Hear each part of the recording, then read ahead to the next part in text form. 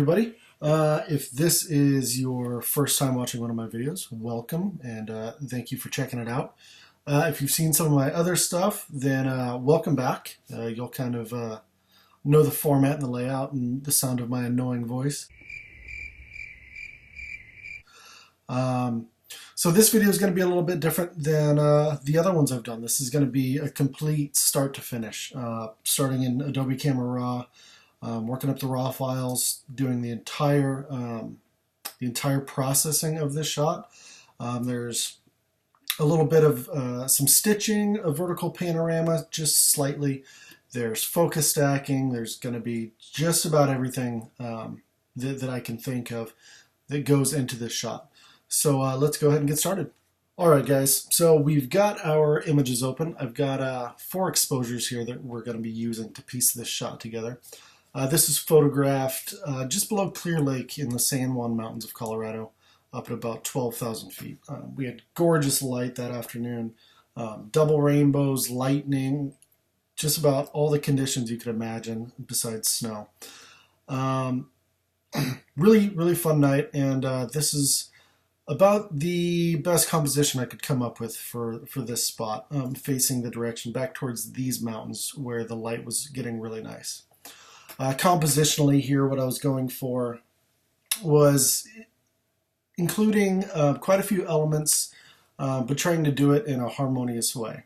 The idea here being that I've got this nice batch of columbines over here on the left. This is about the nicest batch of flowers I could find on this hillside. And then down here on the right side is this creek coming from the bottom right. Ideally, I would have liked this creek to come a little bit more from the corner. So in post, we're going to try to do a little bit of creative warping and see if we can get this creek to sit a little bit lower in the frame. But I liked that leading line. I wish the creek was a little bit larger, so it stood out a little bit more to help balance the flowers. So we'll do some work with getting that to be a little bit more apparent in the frame. I liked the framing between these two hillsides here. Showing off the 2 peaks in the background with the rainbows. The one thing I didn't like was the tops of these hillsides tend to come a little bit too high into the top of the frame for my liking. I'd like a little bit more sky. I'd like the sides of the hills to sit a little bit lower. So what I did was I panned up vertically and took another shot. So we're going to end up taking this file and stitching the top part of this image into this. Another thing I did with this panned up file is I zoomed in slightly. So instead of shooting at I think 20 millimeters, I was shooting this one at 24. And so it zoomed in slightly, so that's going to help to bring the mountains a little bit closer in. They'll look a little bit larger, a little bit more dominant in the frame.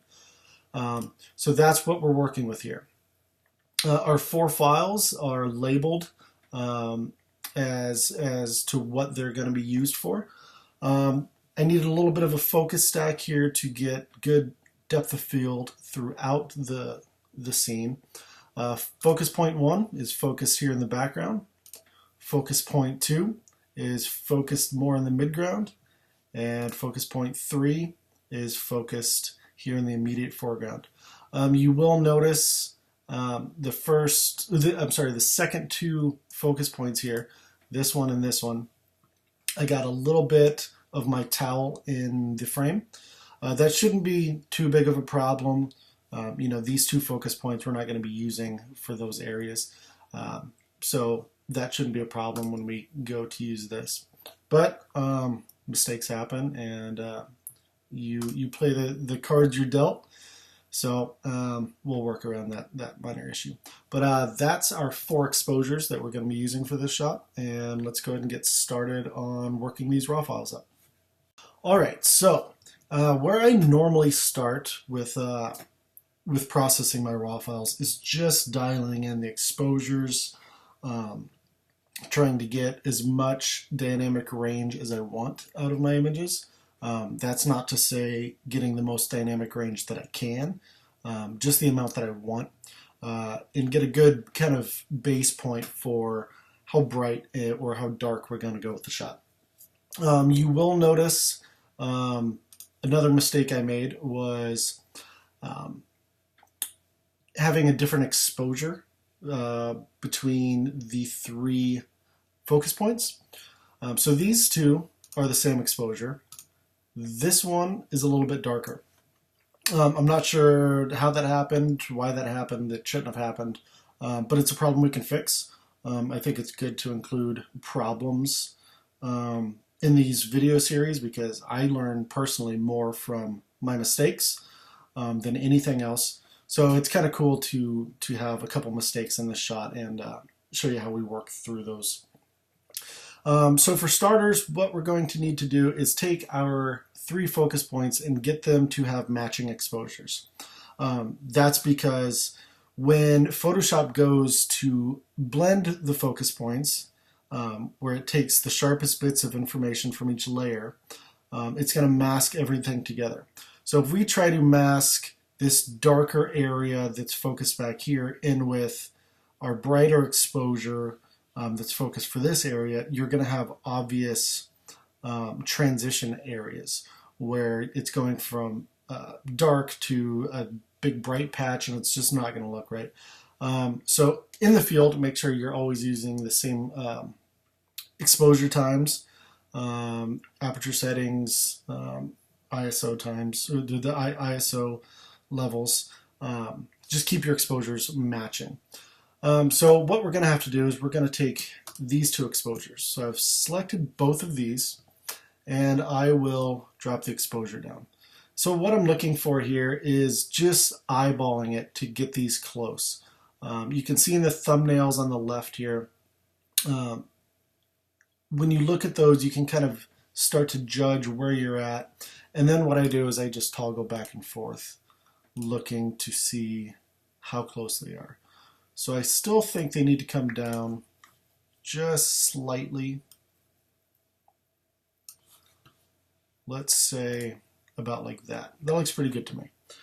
Now that our exposures match, I want to go ahead and dial in with all of them selected, not our sky, but our three focus points. I want to go ahead and just open up the shadows on these a little bit, just so we're not getting our shadows blocked up down here in the creek area, a little bit over here in the foreground.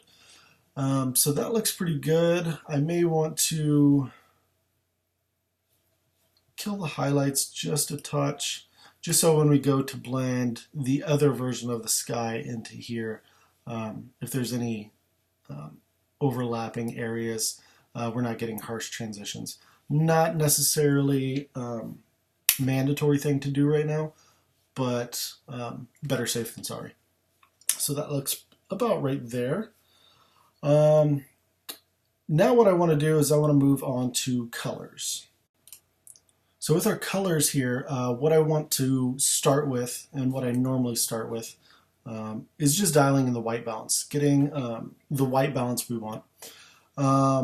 And I just simply use the white balance tools there. I don't do a lot of intricate color work to my raw files. I normally do things like that with the HSL sliders and whatnot later on in Photoshop through the Camera Raw filter. So let's go ahead and select our white balance here. So what I want to do is I want to select all of my files. So all four of these, because they need to have matching white balances. With all of those selected, I'm going to come in here and dial in our white balance to about where we want it. I'm thinking I need a little bit of magenta in here. And again, this is just personal preference. Everything you see in this video will be personal preference. It's the way I do things, the way I like them. Not necessarily the best way to do things, not necessarily the right or wrong things to do. It's just how I work. So let's throw in a little bit of magenta. I don't want to go too crazy on it, but I want some of these blues that are in the skies to look blue. They were looking a little bit washed out, a slight kind of cyan tinge to them. Let's come over here and look at this file that is panned up for our sky. This was taken probably 3 minutes prior to our exposures for our land areas. And so the light has changed quite a bit just in a matter of minutes as the sun comes through the clouds. Light levels change and cloud structure change. So we'll need to dial in the white balance probably separately for this one from the other files. So we're going to need to warm this back up a little bit.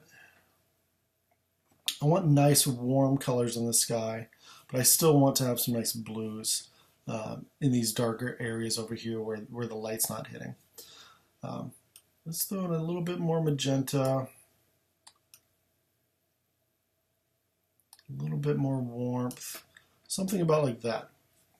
Another thing I want to do while I have this sky file selected is I'm going to come up to my graduated filter tool up here and use a graduated filter to give some more texture and detail and drama to this sky here. So the way the graduated filter tool works here is you click where you want the gradation to start and you drag down until you want it to end. So this green line here, this says when it's going to start fading out the adjustment, and the red is when the fade is done and completely ends the adjustment. Everything above this green line has the adjustment 100%. So what I'm looking for here, let me zero out the previous settings.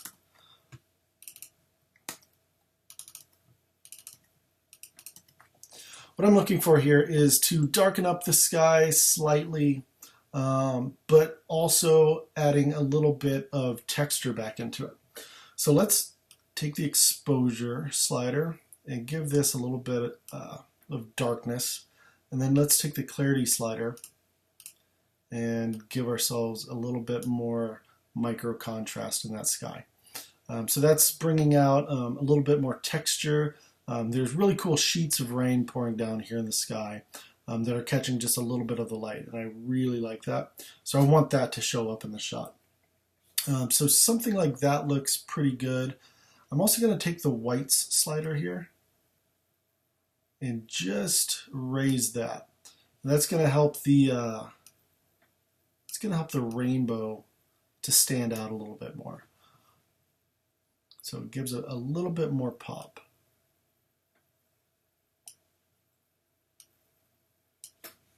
Good, I like that there. Okay, let's go back into our basics, our basic tab here, and let's look at how this sky file is going to be blended in with this land file. So obviously this sky file is significantly darker. I wanted this sky to be darker, so that was intentional, but to get it blended in, we're going to be blending along these hillsides here. We're going to mask this together along the hillsides. So if we blend these dark hillsides into these brighter hillsides like this, you're going to notice a very obvious transition. So what we need to do with this file is make these hillsides match these. So let's go ahead and open up the shadows quite a bit here. And opening up the shadows is going to brighten these dark hillsides. It's not going to do a whole lot of adjustment to the sky. So let's look at that, how they match up now. Still looking a little bit too dark in my opinion. Let's open up the shadows just a little bit more.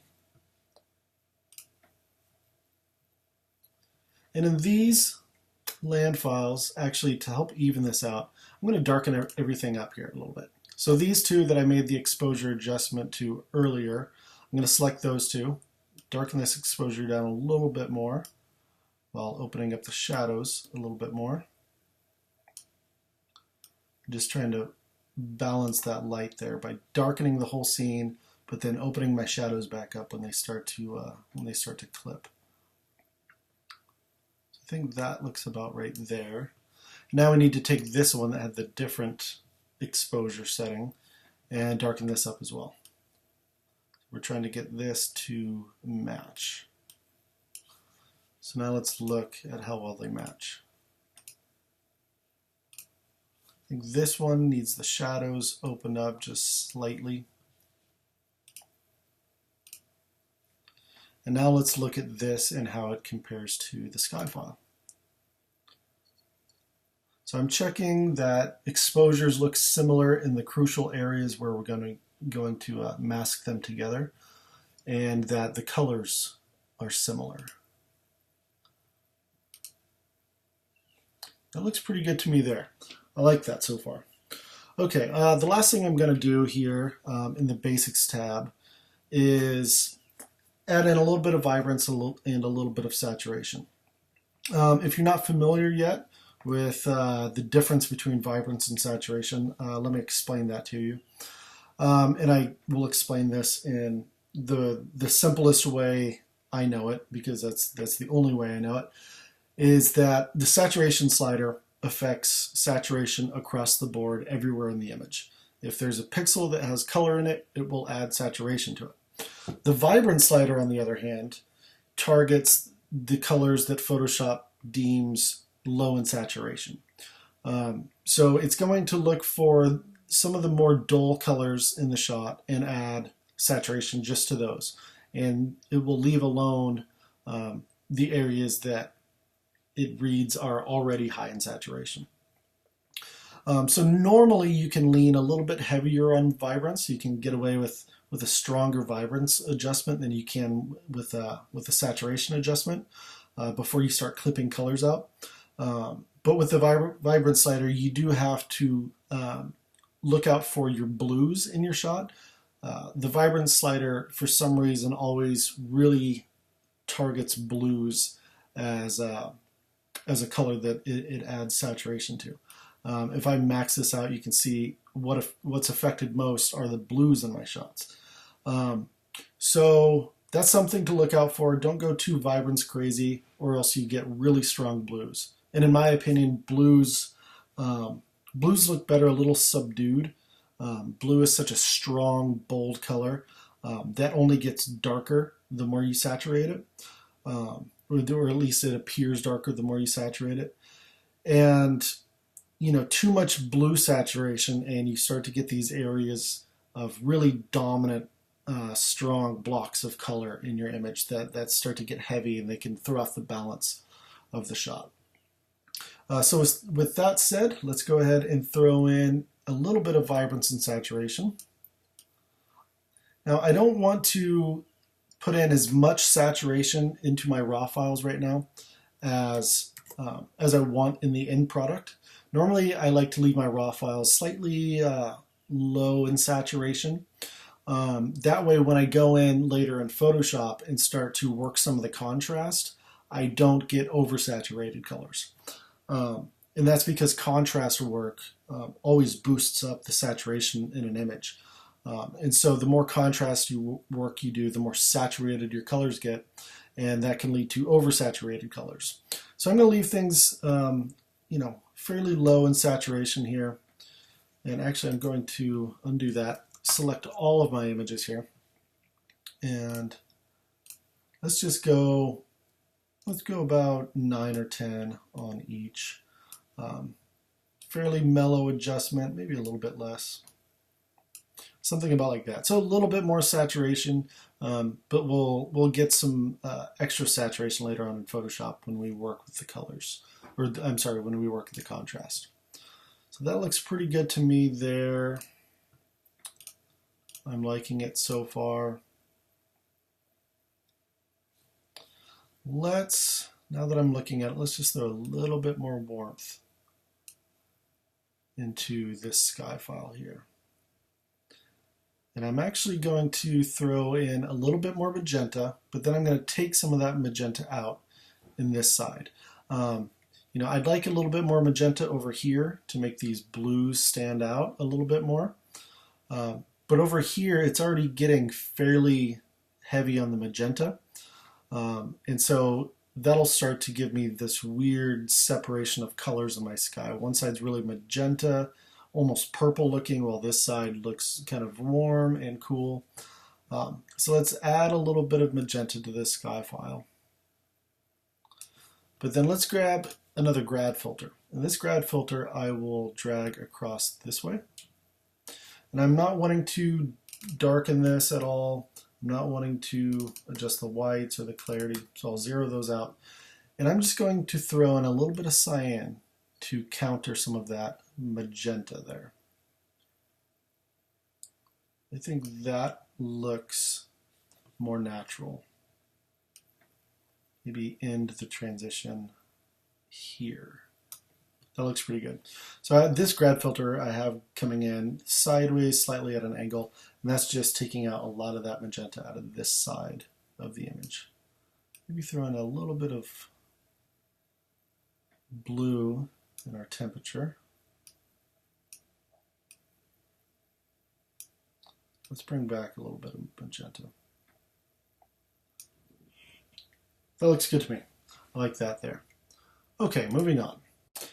All right, so I paused the recording for a second, went and got something to drink, then came back with slightly fresh eyes here, and realized that I think I want to go a little bit warmer and more magenta with this one. The reason that was because when I walked back into my office here, I was looking at this shot and you know, just kind of giving it a glance, and kind of liked the way the colors looked here on the landscape. The way the greens were a little bit warmer. Just it had a better feel to me overall as a color palette for the scene. And then I switched over to these files and just didn't like them as much with how green they are. So I want to take these and I want to go slightly more magenta and slightly warmer overall, just ever so slightly.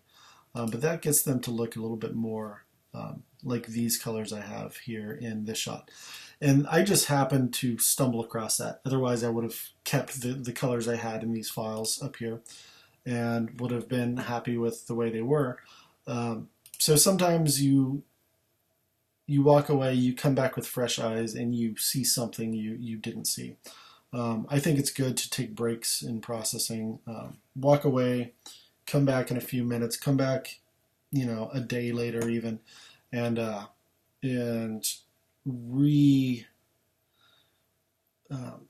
re-look at your shots, and you might notice things you would have missed previously. Okay, so we've got that done. Made these three images here. Slightly warmer, slightly more magenta. You know what? Screw it. Let's go a little bit more magenta. Just slightly. I like that. Okay, so for now, I'm pretty much done here in the basic tab. Let's move on to some other adjustments we're going to need to take care of here. Noise and sharpening. Those are very tricky things to deal with. You know, every shot's going to be a little bit different, but I do have my preferences here. So let's grab this one here. All of these shots were shot at ISO 100 or ISO 50 for this sky file. So we're not really going to have any noise issues to deal with here. Let me zoom in, and I know you probably won't be able to see noise much in the video. I see just slight amounts of noise in this. Any noise I do have didn't come from high ISOs. It probably came more from the camera being warm. It was a hot day out. Had been shooting for hours. And so the hotter your camera gets, the more noise you tend to get in your shot. So there's a slight amount of noise in here. So with all of these selected, I'll just go ahead, come in here, and under the luminance noise reduction slider, I'll just bump that up just a little bit. So normally when I do have to reduce noise, I'll throw in just a little bit of sharpening to make up for the softening that comes from noise reduction.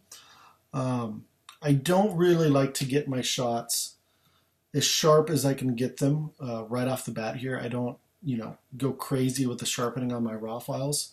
And that's because I prefer to sharpen for specific outputs. So, I won't go crazy with the sharpening on my shot. Process it, I'll save it, and I'll have this one kind of master copy of it. The only time I really get into very picky sharpening is when I'm going to use that processed shot for something. So I'll process sharpening for specific outputs like posting online, and sharpening for print is going to be different than sharpening for online posting. Sharpening for different sizes of prints will be different sharpening. Processing for different types of prints, different sizes, different mediums.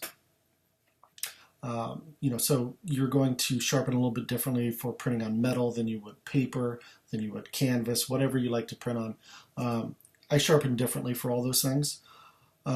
So that's a really long-winded way of saying I don't do a ton of capture sharpening or input sharpening or whatever you want to call it here in my raw files. But I will sharpen this just a little bit to make up for some of the noise reduction. And I'm just on my amount here under sharpening. I'm just going to give that just a slight boost, and that's about all I need for this shot. I don't notice any color noise. If you're not familiar with color noise, you normally get it in your shadows or in night skies. When you do night photography, you'll notice it a little bit. But you start to get magenta and cyan pixels kind of blotching through your shadow areas. If I ever notice color noise, I just take the color noise slider and move it right until the color noise is gone. No harm in that. It doesn't really do anything detrimental to your shot, as far as I can tell. But I don't see any color noise in here at all, so I think we're fine. And then now let's move on to the other thing you always need to do to every single shot. I don't care what camera and lens combo you're using. I don't care if you're working for NASA on taking deep space photos. You could have the most expensive lens in the world and it will have chromatic aberration. Some scenarios present more chromatic aberration than others, but almost every shot ever will have chromatic aberration that you have to address. Fortunately, modern Photoshop takes care of chromatic aberration quickly and easily. Chromatic aberration is going to be the kind of colored fringe areas on high contrast edges. So if we zoom around in here, let me try to find a good example of chromatic aberration. I think the best example was probably right around in here. I don't know how well you can see this, but there's a little bit of magenta kind of along the edge of this rock. And so you can come in here and under the Lens Corrections tab, under Color, you just hit Remove Chromatic Aberration, and that area goes away. Specifically, if you look at this area right here, before, you can see all that red in there, after, and it's gone. That's something you have to do in almost every single shot, unless you hit some miracle and you don't have chromatic aberration, then kudos to you. Okay, that looks pretty good there. Lens profile corrections, I don't really get into those. What they do is Photoshop will read your EXIF data from your images and load up kind of a pre-made default adjustment to remove vignetting and barrel distortion from your images. So it's, read my my Nikon, my 14-24, and then has defaulted some vignette removal and some barrel distortion removal. Two reasons I don't really use this very much. One, I don't mind a little bit of vignetting. 9 times out of 10, I add some sort of vignetting to my images in post. And so to take it out to just put it back in later on doesn't make sense to me. And distortion doesn't bother me all that much. The only time distortion will really bother me is if I have trees along the edges of my frame that are looking like they're growing sideways. I'll go in and I'll fix those, but I normally prefer to do that by hand. Any distortion fixes that I need to do, I just do it on my own through the warp tool and certain selections, and get that taken care of on my own. So I don't really get into the lens profile corrections for that reason. Otherwise, for now, I think we're done with Camera Raw. I like where these images have gone. They look pretty good, and I think we've got a good starting point for the rest of our processing. So let's bring these into Photoshop. All right, guys, we've got our files open in Photoshop here.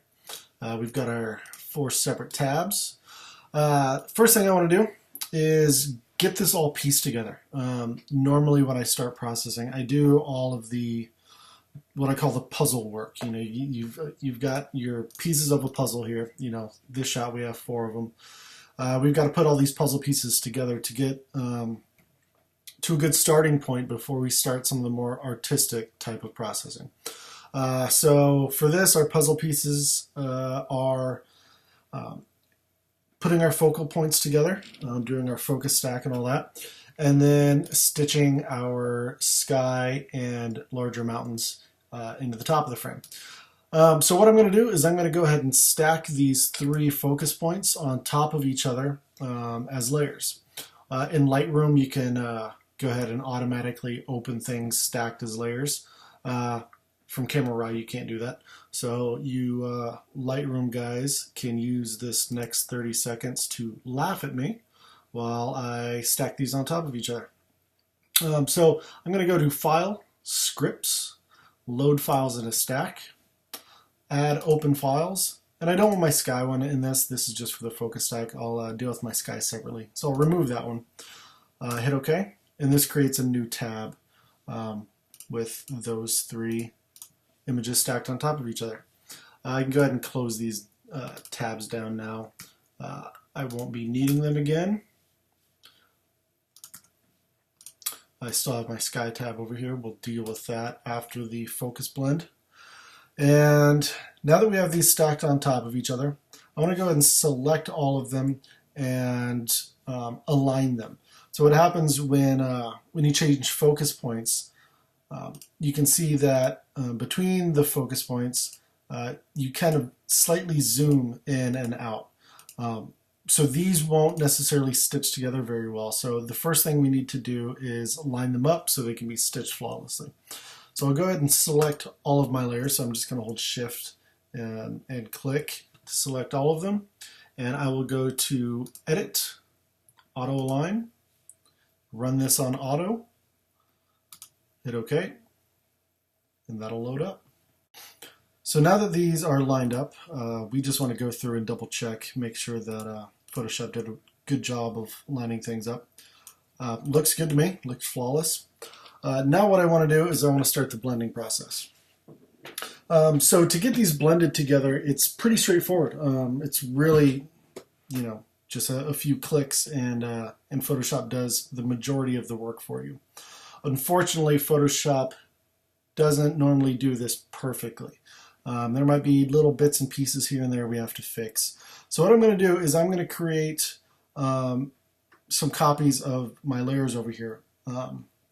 That way I can maintain my original layers because Photoshop is going to use some of them, and they won't be usable after Photoshop is done with them. So I'm going to take all 3 of these, I've got them all selected, and I'm going to create a group. So I just come down here, click on the little icon that looks like a folder, and now I have in this group my 3 layers. So those are going to be my originals, and with this group selected here, I'm going to hit Command J or Control J on a PC, and that makes a copy of the group. So now I have 2 groups with identical layers inside of them. This top group is what I'm going to use to have Photoshop focus stack our images here. So I've selected all of these, and I'm going to go to Edit, Auto Blend. I'm going to run this on stack images. We're not stitching a panorama, we're stacking images. And I'm going to keep this seamless tones and colors checked. What this is going to do is this is going to tell Photoshop to try to compensate for any shift in brightness or color values. Normally it shouldn't be much of a problem because we've painstakingly matched our exposures and our colors, and we should have that all squared away. But just in case, Photoshop will go ahead and try to fix any areas where we've made mistakes. So keep that checked, hit OK, and let that load. So Photoshop went ahead and blended these together. You can see here it's created masks, and it's done all the masking for us to put in the correct bits of each layer through each mask. So what we want to do is we always want to come through and double check and make sure Photoshop didn't mess up too bad. I already see a few little areas that Photoshop didn't do well at. This looks pretty sharp all the way through, but then right here there's a big blotchy area where it didn't mask things together very well. So we've got some soft areas in here. You really just want to go through here with a fine-tooth comb and find any little area where Photoshop made a mistake with the blend, with the masking, and fix those. So for example, over here we've got those soft spots. Okay, so what we want to do is we want to take some of our original layers that Photoshop didn't mask, and we want to piece those in to kind of blend in the sharp areas ourselves. So what I want to do right up here outside of the group, I want to create what's called a merge visible layer. I've talked about this in previous videos. This is a keyboard shortcut you'll hear quite a bit. So what a merge visible layer does is it takes everything that's visible right here in this screen, which what's visible right now is a combination of these three layers, right? So it's going to take everything visible, copy it, and paste it onto its own fresh new layer. Okay, so the keyboard shortcut for that is Shift Option Command E or Shift Control Alt E on a PC. And that's created this new fresh layer right here that is identical to what we see with the combination of these three layers below it. So now I can turn this off, this group, and close it down. I can even delete it if I wanted to, but I'll leave it there just so you guys can follow along and kind of see what goes into everything. I'll turn this bottom group on, and in this bottom group we have our original untouched layers, right? So if we want to fix this spot up here that's a little bit out of focus and blurred, and we also have a little bit of darkening showing through from a little bit of the rag, the towel I had on my camera showing in the lens. This whole area just kind of looks a little weird. So we want to find our exposure for that area, which is this focus point right here that's focused in the back. So what I want to do is I want to take this and drag and drop it below our merge visible layer up here. On the merge visible layer, I will create a layer mask. And now I'll use the layer mask to blend these two areas together. I'm doing this with my Wacom tablet. If you've watched any of my other videos, you know I swear by tablets. I couldn't process without my Wacom tablet. So what this tablet allows me to do is I have a tablet on my desktop here, and I have a pen that goes along with the tablet, and the pen becomes my mouse. The most important part of using a tablet for me is not just that it feels better in the hand. It does feel better in the hand. It's a little bit more intuitive to use than a mouse. But what it allows me to do is it allows me to control the opacity of my brush with how hard I'm pushing with the pen. So the harder I push, the stronger my opacity. So if I push hard, that's 100% opacity. If I push light, that can be whatever opacity. So it allows you to feather things out as you blend them. or as you dodge a burn. Anytime you're going to use some sort of brush tool, the Wacom tablet really is going to be your best friend. So I'll go ahead and piece this together back there, simultaneously getting rid of some of the blurry areas as well as that darkening we got from the rag. So that looks pretty good there. I'm not too concerned about feathering this out perfectly because we're going to be blending in a different sky anyways here. So that looks good to me. So you just kind of want to go through and make sure that some of those weird areas are taken care of. As far as the background goes, it looks pretty good to me. I'll check this side. I always want to do this zoomed in or else you won't be able to tell what's going on. We do have some weird soft edges here. That's normal. We'll have to deal with those in a little bit, but that's just caused by the auto aligning. So when we auto align our different focus points, Photoshop has to go in and either stretch some layers or shrink some layers to get them to line up. And so then you have these leftover edges. That's normal. So I'm just going to go through here, make sure everything looks good. So far I'm pretty impressed. There's a few little soft flowers that we'll address here. So to fix some of the soft edges on these flowers where Photoshop didn't blend them together well, we're going to do the same thing we did before. We're going to create a merge visible layer. On a Mac, that's Shift, Option, Command E. On a PC, that's Shift, Control, Alt, E. And now we need to find our layer down here that is focused on our flowers. So I could either use the one that's focused for right here, right up front, or I could use the one that's focused a little bit further back. And I think I want to use the one that's focused a little bit further back. The flowers aren't going to be quite as tack sharp right here, but it's a happy medium between having the flowers a little bit sharper with the soft midground, or having the flowers slightly soft but still usable, but then also having our midground that's sharper. So I think I want to use this one, and every shot's going to be different and just depending on where things are laid out. So we'll throw a layer mask on this. So I've got that original layer underneath.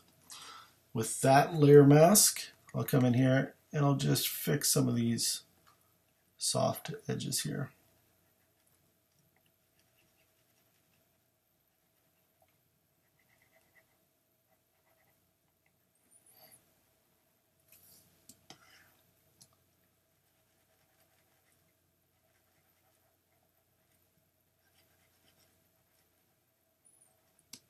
So you just kind of have to take your time and go through and make sure you're paying attention to all the little details throughout. There's an area there, here in this flower.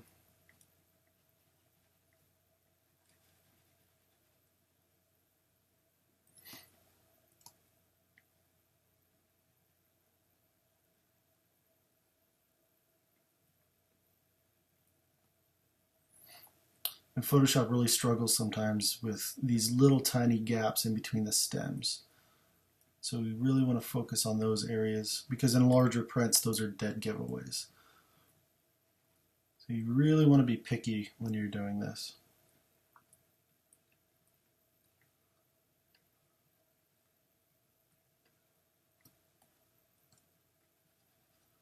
So a little spot there.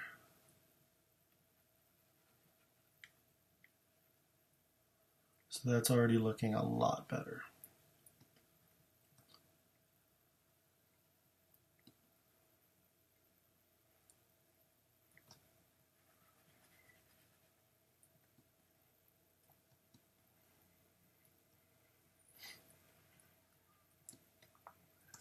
All right, I like that. Let's move on. Now that we're finished fixing some of those areas that Photoshop messed up, we can move on to trying to get that stitch done for the top part of this image. So I'm going to create one more merge visible layer here. Shift Option Command E on a Mac, Shift Control Alt E on a PC. And what I'm going to need to do is I can go ahead and turn these off. The layers you're not using, if you turn the eyeballs off, it keeps Photoshop running slightly faster. Just a little tip there. But what I need to do is create some space at the top of this this image to put that extra sky into, right? So where we're going to blend is right along this line, down into the valley, and then up this hillside here. And the top of our frame will turn out to be about up here. Problem is, right now we don't have any space at the top there. So what I want to do is create a slightly larger canvas up top. So I'm going to go to Image, Canvas Size. I'm going to click, down. And so that shows you pointing upwards where the extra canvas space is going to be. And we want to add some to the height. So let's just call this, I don't know, 17. We don't need to do any real math here. We can crop out any excess that we might have afterwards, but you just want a good amount of space up at the top there. Click OK, let that load, and now we have our extra canvas space up here at the top. I'm going to go back over to this tab with our sky. I'm going to grab the rectangular marquee tool here to make a selection of the areas of this shot we want. We don't need the whole layer, just about this much. So now with that selection, I'm going to copy it. So Command C or Control C on a PC, and then Command V, and that pastes it. So now we have this top half of the image here, and we need to get it lined up in a position where we can start blending it. So what I'm going to do is I'm going to go to Free Transform.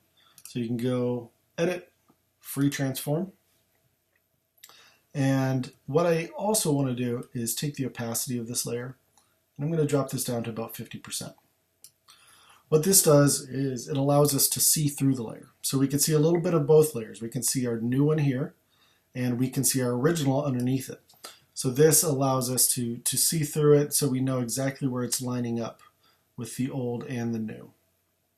So I want to line these up fairly close. I want the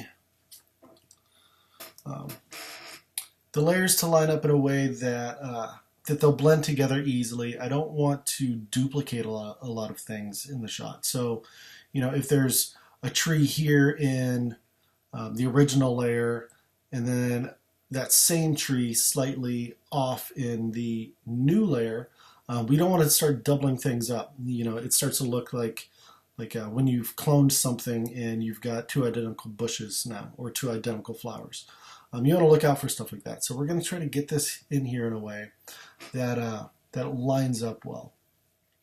Also, while I'm at it, I think I want to take this and I just want to stretch this vertically.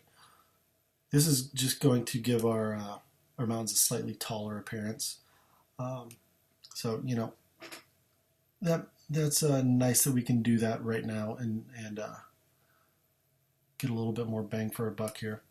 It looks like this is slightly tilted, so I want to rotate this. So if you toggle your mouse outside of the transform box, you'll see a little curved arrow. This allows you to rotate the image. So I want to rotate a little bit, and I just want to try to line this up in a way where our edges are getting close, but our original is sitting below our new one. So I think that looks fairly good there. Let's go ahead and hit enter. It will load that transformation we did. And I'm going to raise the opacity of this layer back up to 100%. So there's our old one, here's our new one, and now we need to try to get these stitched together here. So I'm going to take the new one, this layer here, and I'm going to drop it right underneath our original. Okay. On this top one, layer 3, I'm going to create a layer mask. And now I have the job of masking this together. There's really no easy way to go about doing it. There's not a lot of direct actions you can take. You kind of just have to start blending things together and getting them to line up the best you can. These are never going to be perfect, but our goal here is to get them looking close enough. Right, so we're going to start blending, and the colors are slightly off, and we'll be able to fix that. So there's no concern there. But we just want to start blending these together in a way that looks natural. All right. So I'm not too worried about blending the top of this in. I'm just trying to establish a nice transition between the two layers. So I want to follow kind of the natural features of the landscape, you know, the hillsides and the way things are moving, and not create a lot of duplicate areas. Right. So you just kind of have to get in and get this piece together the best you can.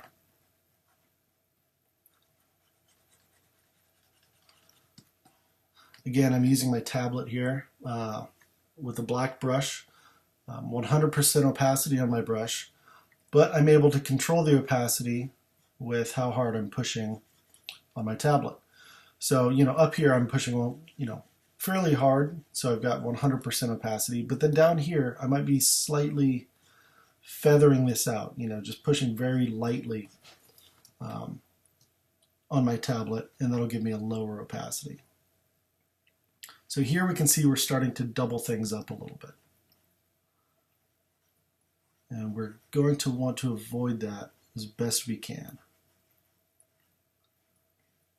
So where things double up, I go ahead and just totally blend those out and just try to find a natural looking line to blend across.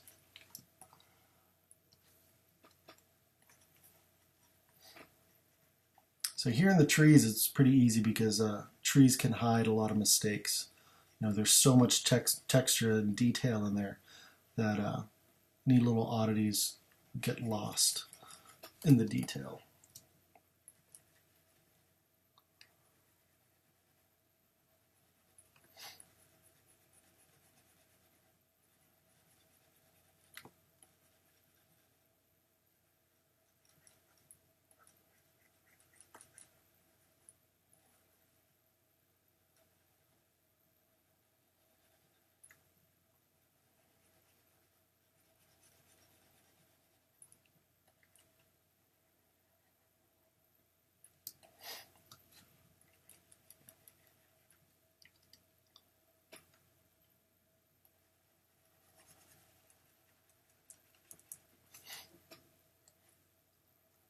So right down here where everything meets in this valley, that could be a potentially annoying area to deal with.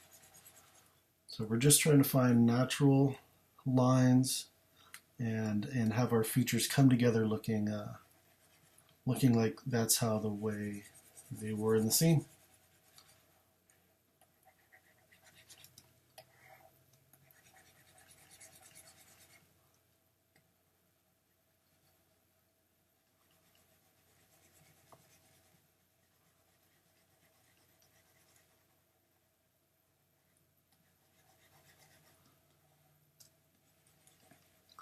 Fortunately, there's a lot of shrubbery, things like that, areas of really high textured rocks where we can blend things together and they hide a lot of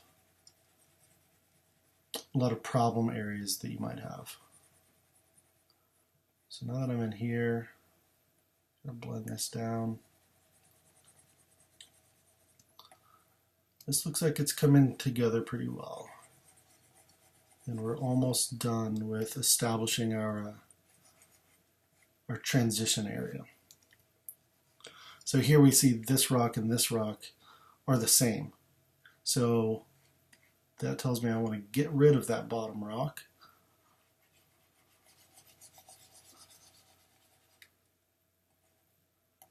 And this bush are the same, but with the different focal lengths, they don't look identical anymore. This one's a little bit larger, and there's enough texture and things in there that they don't look the same. And so we're able to leave both of those in there. But this rock and this rock, that's a dead giveaway. So I'll remove that one.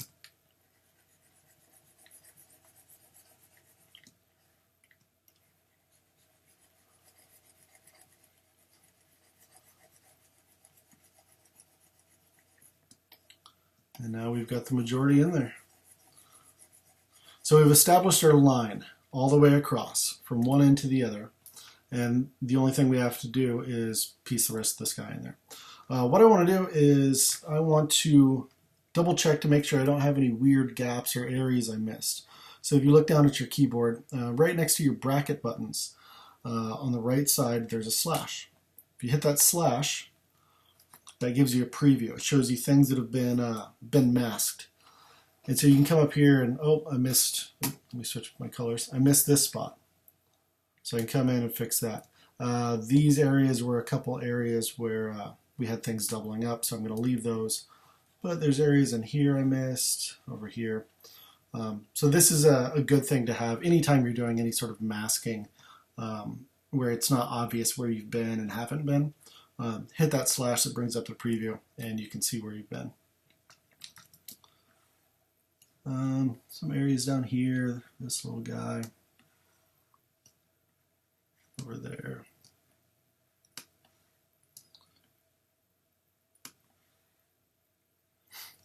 Great.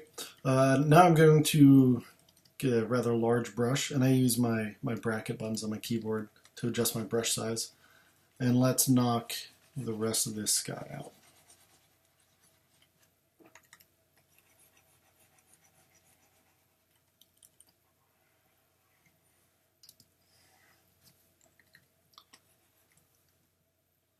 Drop the hardness of my brush down so I'm not dealing with any feathering issues with a large brush.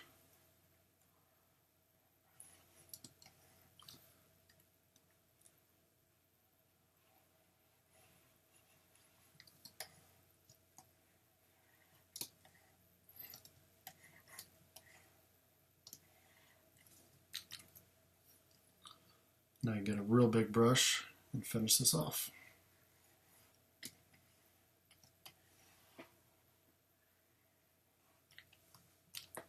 All right, so there's what our masking looked like. I can hit that slash again, turn that off, and all of a sudden you see we've got our new background in there. So let's look at a before and after here. So that's before, that's after. A little bit darker, a little bit more dramatic, larger mountains, a lot more room for the sky up top, which I really like the sky in this shot. So that just, that gives us a lot more interest. So that's the way I put that in there. Pretty straightforward. Is just a little bit of confusing masking sometimes is all.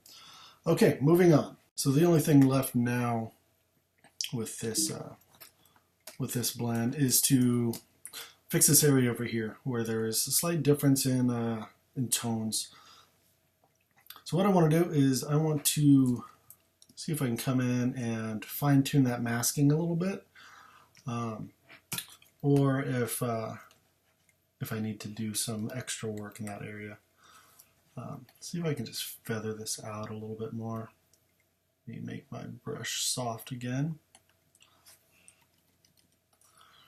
There's a chance I can just kind of get this worked in there.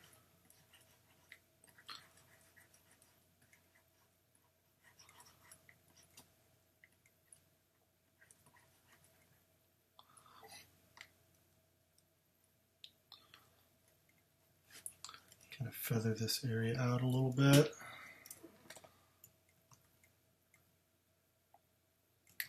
I think that looks all right, and then we can kind of touch up some of this area with some dodging later on. That looks good. So let's go ahead and create one more merge visible layer here. Shift Option Command E on a Mac, Shift Control Alt E on a PC, and now we need to deal with getting rid of some of these excess edges here. So we have all this space at the top. We have some soft, weird edges over here. That was from our focus stacking. A little bit of a blurry edge down here from our focus stack where things were auto-aligned, and then same problem on this side. So I'm going to go ahead and grab my crop tool. Now normally I like to keep my cropping to fairly standard aspect ratios. But on this, I don't know that I'll be able to get it, kind of lined up in a way that all the elements fit within a standard aspect ratio of 2 to 3, 3 to 4, 4 to 5. So for this time, this very rare occasion, I'm going to not stick to a standard aspect ratio, and I'm just going to crop to whatever I desire here. So I'll pull that side in, pull this side in, get rid of some of those edges, and get rid of that weird little notch that was right at the top there. Pull this bottom up a little bit. Let's see how much sky I want. I'd say probably about there is what I'm going for here. Hit enter and let that load. And there we have it. That is our base image. We've put together all the puzzle pieces, and now we have a base image to start some of the more fun artistic stuff. Yep, I like where that's come from. Let's go ahead and take a before and after look. So before, after. So I like this a lot better. I like that sky better than the other one. I like having the larger mountains. I like having the extra room at the sky. Not having these hillsides come so close to the top of the frame. Just gives it a little bit more breathing room up there. Cool. All right, moving on. Now I'd like to get a little creative with some warping to help balance this composition out a little bit. A few things, namely, that I'm interested in working on, is to make a selection of these flowers area, this whole kind of bottom left quarter of the image, and kind of stretch this out to fill those flowers in. There's some kind of dead space in here that's not really doing our photo any favors, so I can kind of pull these flowers out and fill that area in a little bit. Another spot I want to work on is this creek down here. I want to just nudge this a little bit lower, get it closer to this corner. I'm not going to get it all the way coming from the corner. It would just smash things up too much down here. Everything would look weird and compressed. But I think we can get a little bit lower, and that'll help it kind of come from the bottom corner a little bit more. And then the mountains. I'd like to do a little bit of warp on these mountains just to make them look taller. They kind of are coming across a bit flat, not quite dominant enough for my taste. So I'll warp those a little bit, just to get them to stand up a little bit more dominantly in the frame. So let's start with this bottom edge here. So I'm going to create another merge visible layer just to have something fresh to work on, and that way I can kind of show you guys a before and after when the warping's done here. So I'm going to take my rectangular marquee tool, and I'm going to make a selection of about the bottom quarter of this image here. Let's call it about there. And then I'm going to go to Edit, Transform, Warp. Now, something to understand before we get into this. If you haven't used the warp tool before, this is very important to understand how this grid preview works here. Let me undo my warp here. Let me get out of warp. I'm going to turn off everything underneath this layer, right? So the only thing we have on it is this layer right here. So now let me go back into Transform, Warp. So this grid, anything I do above this line is going to affect this edge here, okay? So if I were to click here and pull down, you can start to see it's separating that edge, right? So let me undo that warp. don't apply, go back into transform and warp. Now, if I pull from below this edge here, this line, it won't affect this top edge. It'll remain intact up there. So I can click here and pull, and I'm not getting any separation. Same goes for this side or this side. Anything you do on the right side of this line is going to affect this edge, right? So if I pull from there, it's going to separate. But if I pull from this side, it would not have separated. So play around with this, you know, really kind of sit down and figure out where you can push and pull things before you get into it. Don't apply that. Let's go back into warp,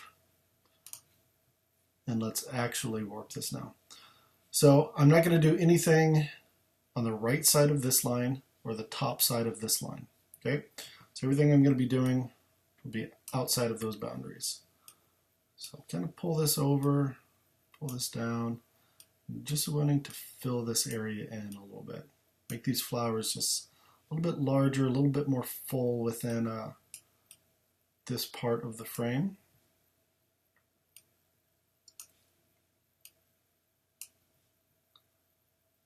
And so my stems of flowers here, you could see if I zoom in here, are starting to get a little bit sideways looking. Normally that wouldn't look so natural, but we have one advantage of being on a hillside here. Everything on this hillside kind of grows in that sideways shape. You know, gravity just kind of pulls things down. So we can get away with having these stems and grasses a little sideways. I mean, they're sideways over here as well. We're just kind of making them a little extra sideways. But I think that's all right. I think that will work for what we're going for here. So I'm just going to fill this area in a little bit. Bring this back up so it doesn't warp my creek too severely down there.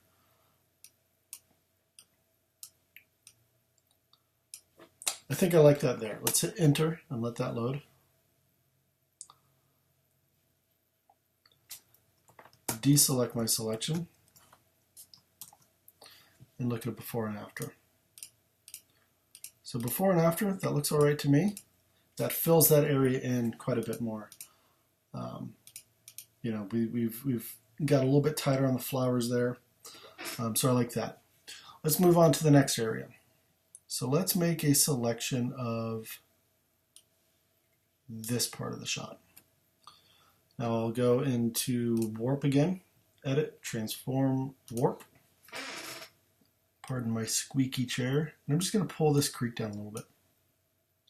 Nothing too extreme. I'm not going to be able to get it all the way down at that bottom edge, but I'm able to get it closer to that bottom corner, and that's really what I'm after.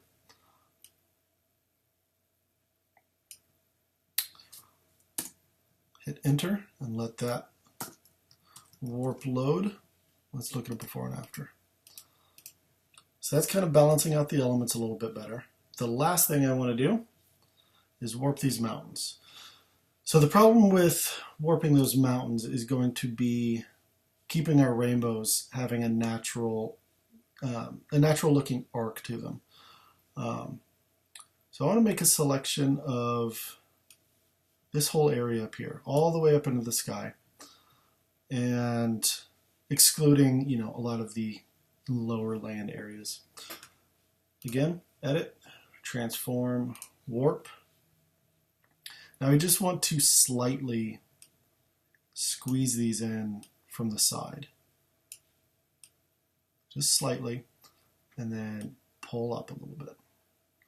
And really when I'm doing this, I'm paying close attention to what's going on with my rainbows, making sure they're still arcing in a way that looks normal. Don't want to go too extreme here. So pushing them together from side to side is going to give the appearance that they're taller without actually making them taller. You know, if you pushed me in from the sides and hid away some of my chub, I'd probably look a little bit taller. So it's just kind of an optical illusion. So we're doing a little bit of pushing them in from either side to make them skinnier. Skinnier will make them appear taller. And then we're just slightly raising them up. Hit enter and let that load.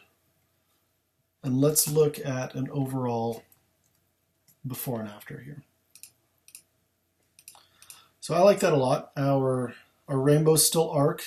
Our flowers look fuller. We've got our creek, a little bit closer to that corner down there.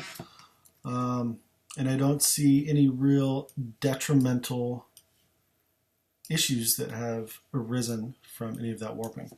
So that looks all right to me. I like that. Again, before, after. Okay, great. Let's move on to dialing in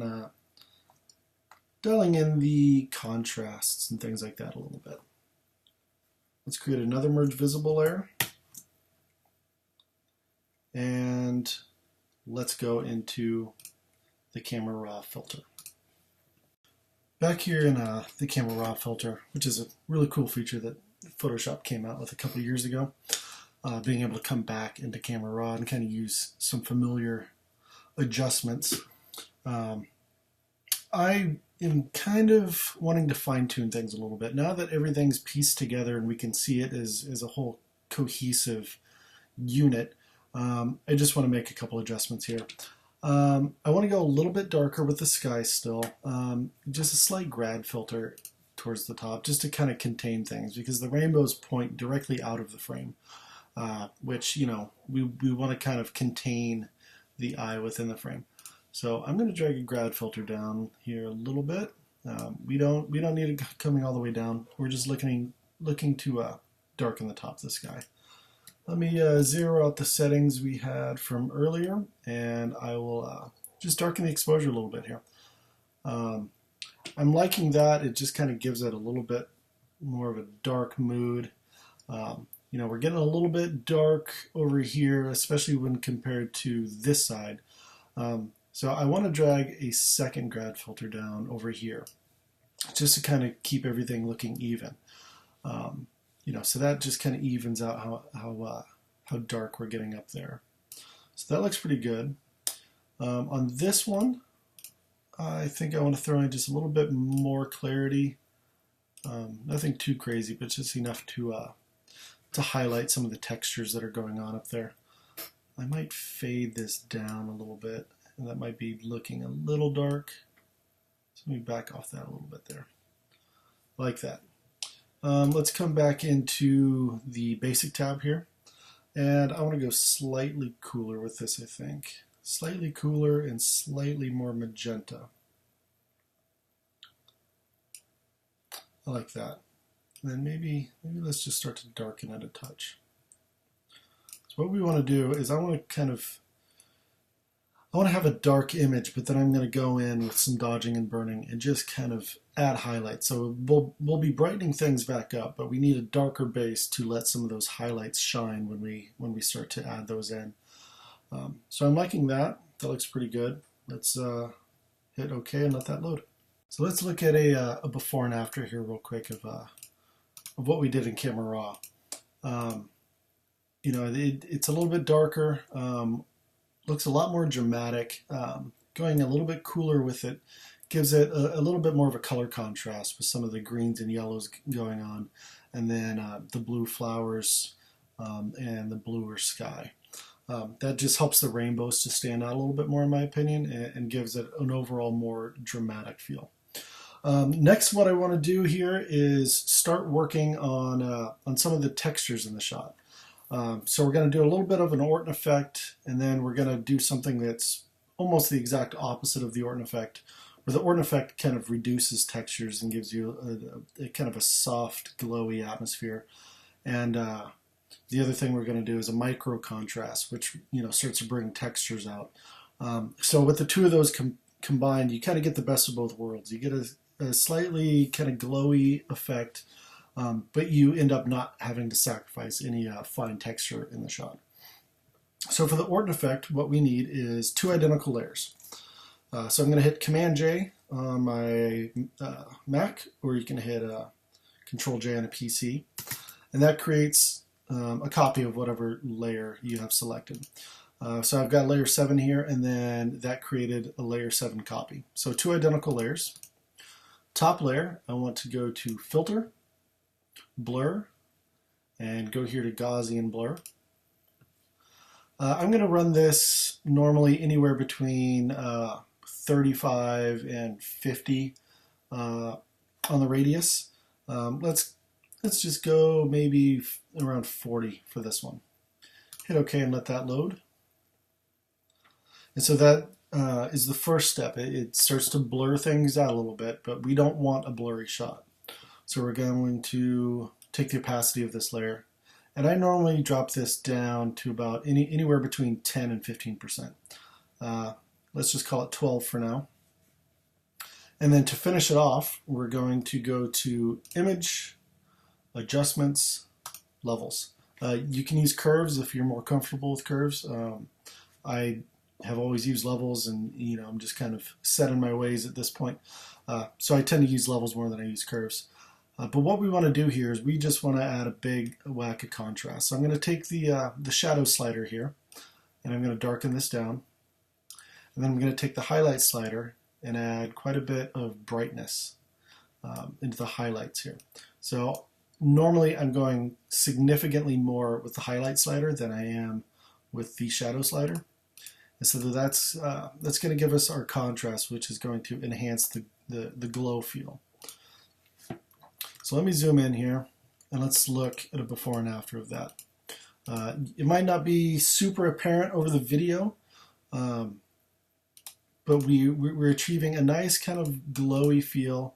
But if you zoom in, because our opacity is so low on that layer, you don't see any of the blur. Everything's still tack sharp. One thing you always want to look out for when you're doing an Orton effect like this is the areas of high contrast edges, where you have something like this hillside up against a brighter sky behind it. You might not be able to see it right now too well, but we've got a really dark hillside that the blur has created kind of a dark halo bleeding into the sky a little bit. You always want to remove this part of the Orton effect because you might not see it now, even in your own images. You might not see it at first, but when you start to go in later and increase contrast and increase textures, all of a sudden this kind of dark halo is glowing around your shadow edges. And once you kind of see it and it's become apparent, it's really hard to remove. So I go ahead and I just make sure to remove those areas right off the bat. So what I want to do is I want to create a layer mask here on this top layer. And then with a black brush, soft edge, I'll just come in here and I'll mask the Orton effect out of this area here.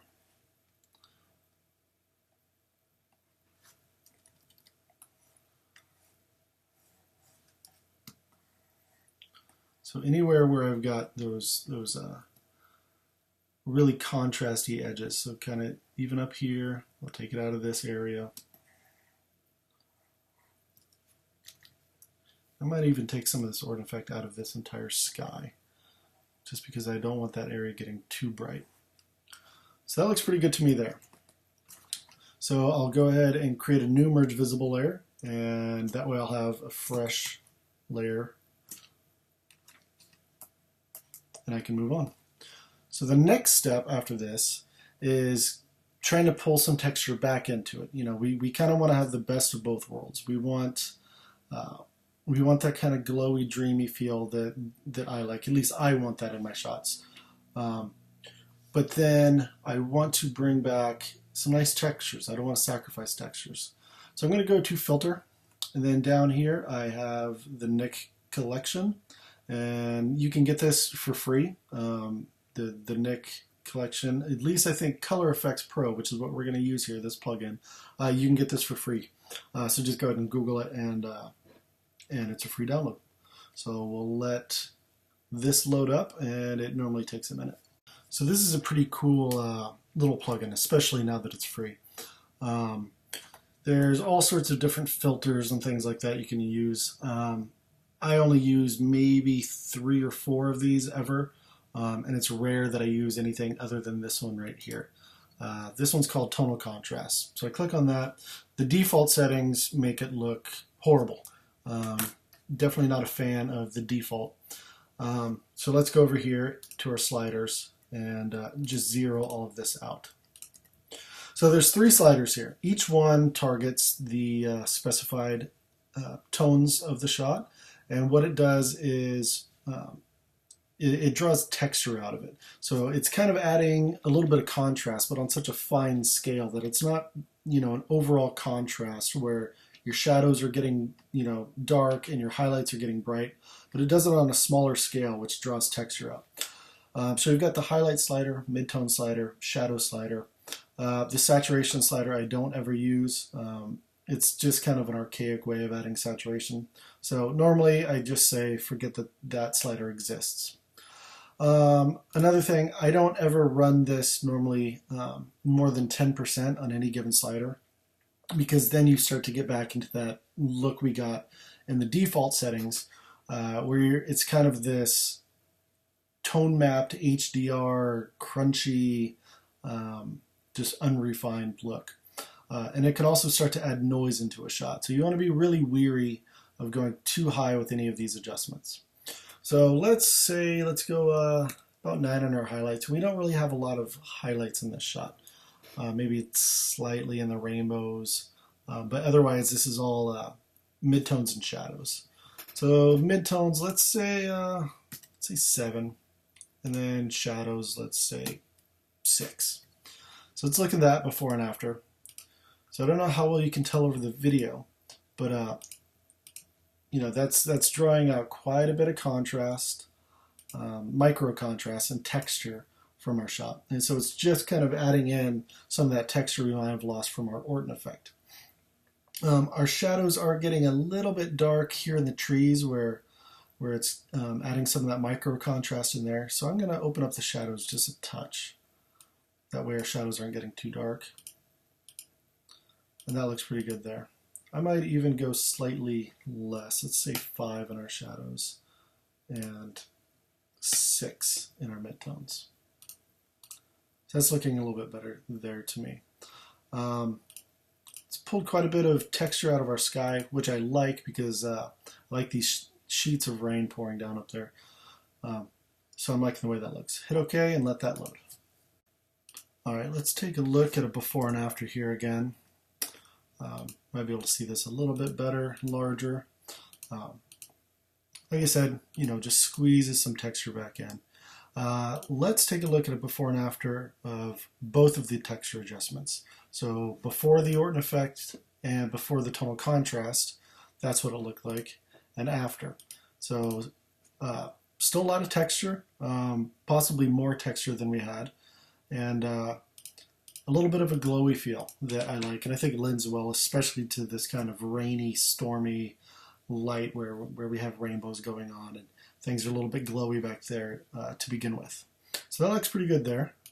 Now let's go ahead and start doing a little bit of contrast work. I do all of my contrast work normally through luminosity masks. If you're not familiar with luminosity masks, I don't have the time in this video to sit and explain it because it gets a little complicated. But Sean Bagshaw has a great video you can pick up while you buy this action panel. It's all available at goodlight.us. It's really not all that expensive. I think there's a package deal where you get all of the instructional PDFs, you get Sean Bagshaw's video, you get Tony Kuiper's action panel here, all for well under $100. Really worth it. Sean's video is great. Highly recommend that. And he could teach you that stuff way better than I could. So do check that out. But let's go ahead and get into our luminosity masks here. If you're still not familiar with them, just briefly I'll say they allow you to make adjustments to certain brightness values in an image. So if I wanted to add contrast to just some of the light areas in the image, I could select one of my many light selections. If I wanted to add contrast to just the midtone, so it's not going to really affect much of the rainbow, it's not going to affect a lot of the shadows down there, I could select one of my midtones selections. And the same for the darks. So, if I was just trying to brighten the darks, I could come in here and select a range of darks that I wanted to adjust. So right now, I think I want to come in here and grab an expanded midtones levels adjustment. So I'm going to make a levels adjustment, and this is only going to affect, kind of a medium range of the midtones. So let's double click our adjustment layer. I'm going to take this midtone slider and start to darken this down slightly. And as this is darkening, it's getting darker, but it's also kind of richening up some of the colors. And that's what I was talking about towards the beginning of the video, where you start doing contrast work and it starts to boost saturation as well. So I'll darken that down, but then the highlight slider I'm going to grab and I'm going to brighten this up. So this is creating contrast for us just in our midtones.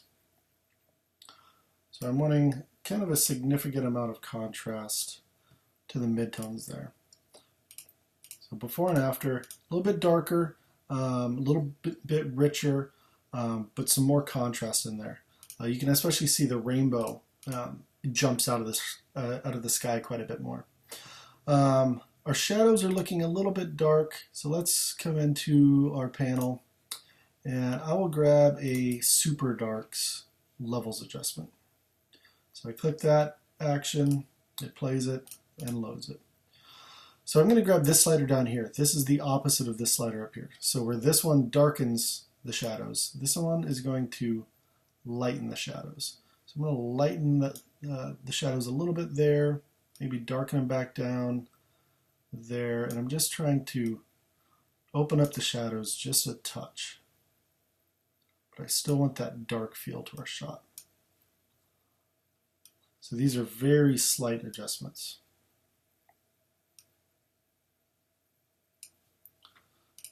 That looks pretty good there. So what it's done essentially is kind of washed out some of the darkest shadows throughout the scene. Now I kind of like that washed out look, but I don't necessarily want that washed out look in the foreground of my shot. So it starts to make it feel like there's a little bit more atmosphere. It's kind of hazier throughout the shot, but there's no reason there should be haze in between you and a foot in front of you where the flowers are. So I'm going to take this Super Darks mask, create a group, and put this mask into the group. What this allows me to do is mask something that already has a mask on it.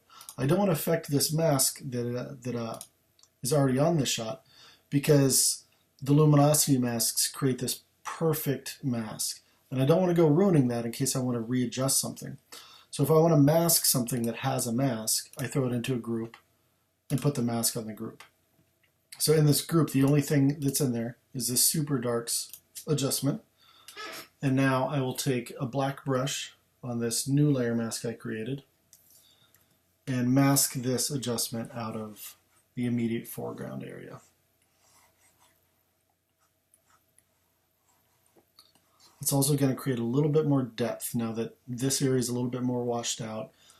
Still have strong shadows up here where we need them. So that looks pretty good there. So that just washes out those areas in the background. I will now create a new Merge Visible layer. You're going to get tired of hearing me say that, but Shift Option Command E or Shift Control Alt E on a PC. Our shot's looking good. It's looking really dark, which is what I wanted. That's what we're going for. But now that we've got kind of a dark base, we want to build some highlights on top of that. And I'm going to do that with two different things. The first thing we're going to do is we're going to use the HSL sliders in the Camera Raw filter to go in and brighten some colors up here and there to make them stand out against kind of the dark surroundings. So let's go ahead and do that. So on this layer, and actually I'm going to create a duplicate layer again, so just a Command J or Control J on a PC. And and I only do that so I can show you guys kind of a before and after as we do these things. We don't necessarily need a fresh new layer for this. But I'm going to go to Filter, Camera Raw Filter. And in this Camera Raw Filter, let's come to this little tab right here. This is your HSL sliders. HSL standing for Hue, Saturation, and Luminance. This is a cool little tab if you don't play around with this very much. It allows you to adjust the hue, the saturation, or the luminance of any given color. It's nice to be able to target specific colors this way and make kind of fine-tuned adjustments. You really want to be cautious with the way you're using these sliders. You know, when you start to adjust one color too much as opposed to a color that's next to it, you start to get some really weird color separations. Right, so if I make an extreme adjustment up here, you can see how our colors are breaking apart. You know, these smooth transitions now become hard edges. Again, this is an extreme example, but even without really extreme adjustments, you can start to get these colors breaking apart, and you lose all smooth transitions. So let me undo that. So really, the only time I'll use these sliders very much for these adjustments is in areas of high texture, where if you do get a little bit of colors breaking apart, you're not going to notice it. Here in these greens, if I brighten these greens up, you're not going to notice any color separation or anything breaking apart. So this ground, grasses, things like that, a little bit of green, a little bit of yellow, so you can see the adjustments. And you see no detrimental disadvantages by making extreme adjustments in those areas. So what we're going to do is we're going to brighten up some of the yellows, which is going to affect some of the grasses and a lot of these yellow flowers in here. So we're going to brighten those areas up. We're also going to brighten up our oranges just a little bit. That might be too much on the yellows. Let's brighten up the greens a little bit. Now, as you brighten colors, they tend to look less saturated. They get a little bit washed out. So the colors that I brighten, I'll normally throw in a little bit extra saturation into those colors. So those three colors we used, we'll resaturate those.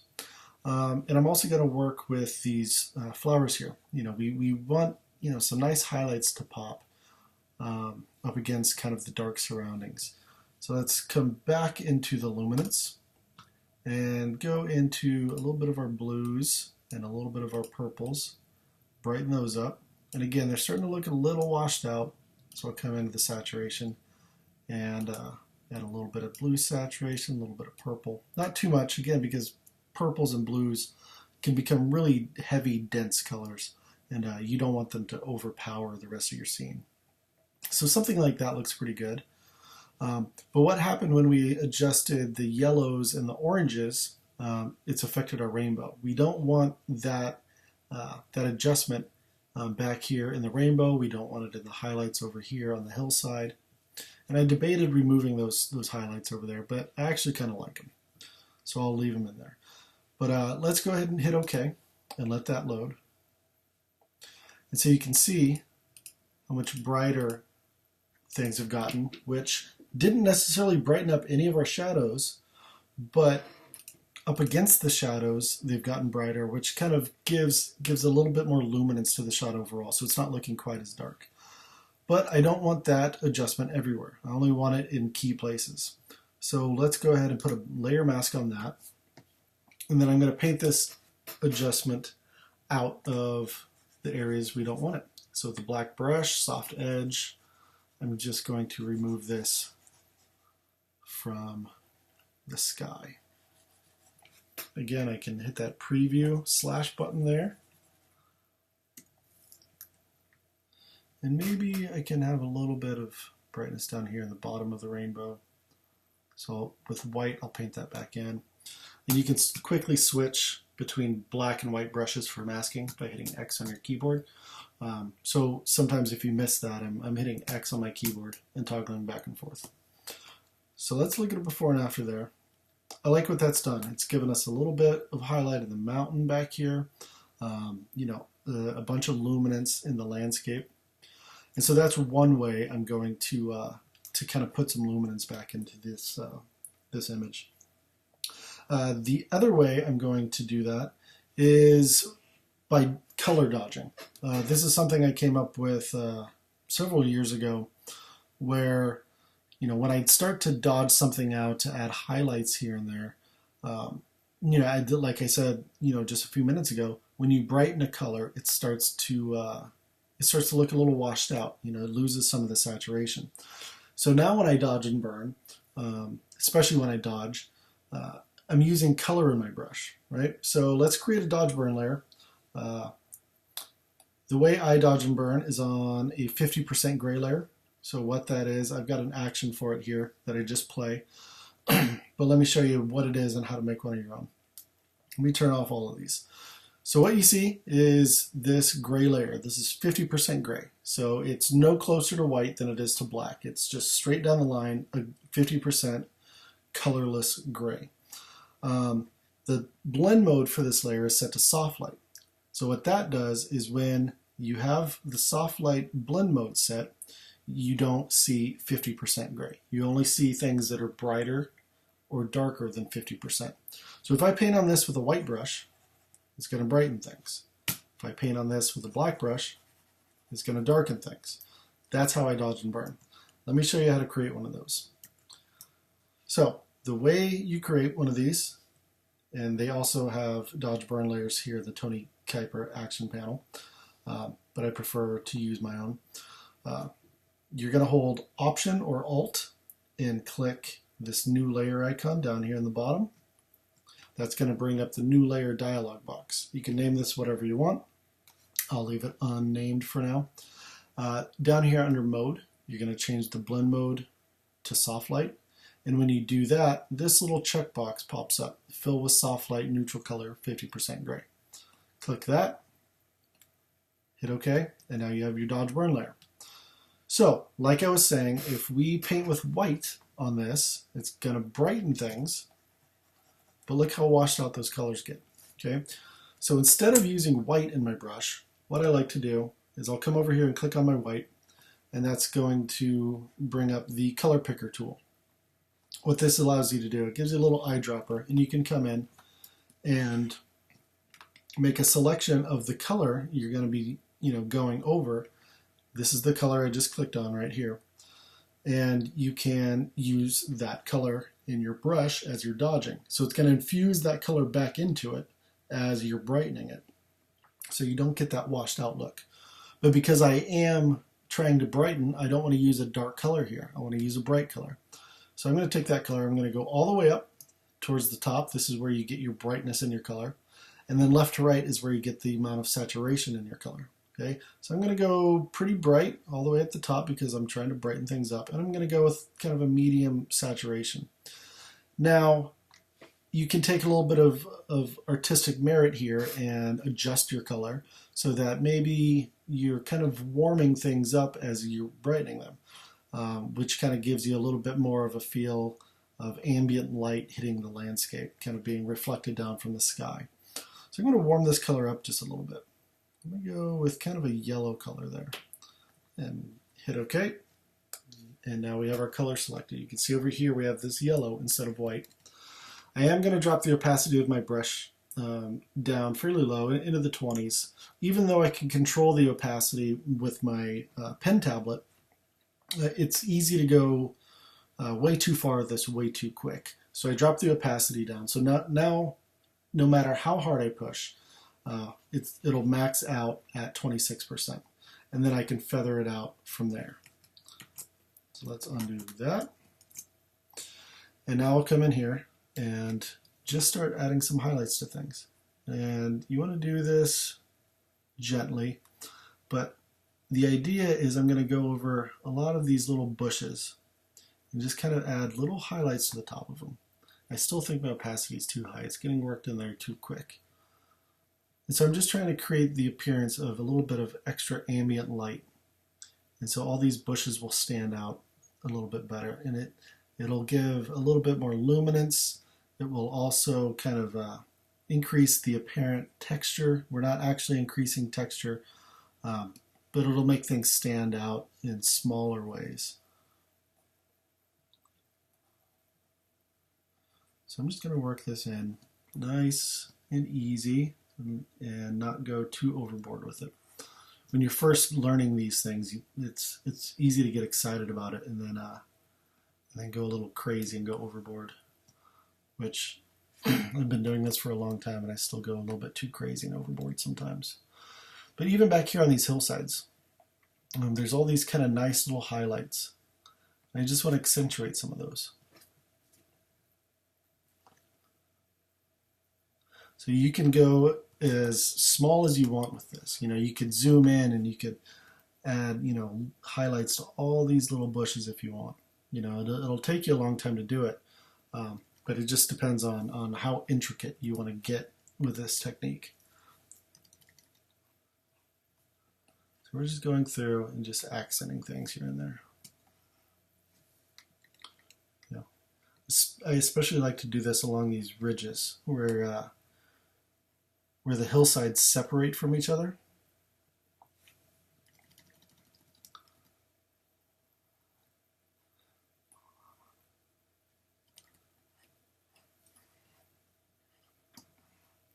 I may have gone a little bit too heavy with that. I did want to brighten up this whole edge up here because we had gotten a little bit too dark with it earlier when we were stitching our shots together. So you'll just come in and just add highlights. The tops of all these little shrubs, because this area it was in shadow and it was a little bit dark and muted, and so this will make a lot of these bushes stand out a little bit more.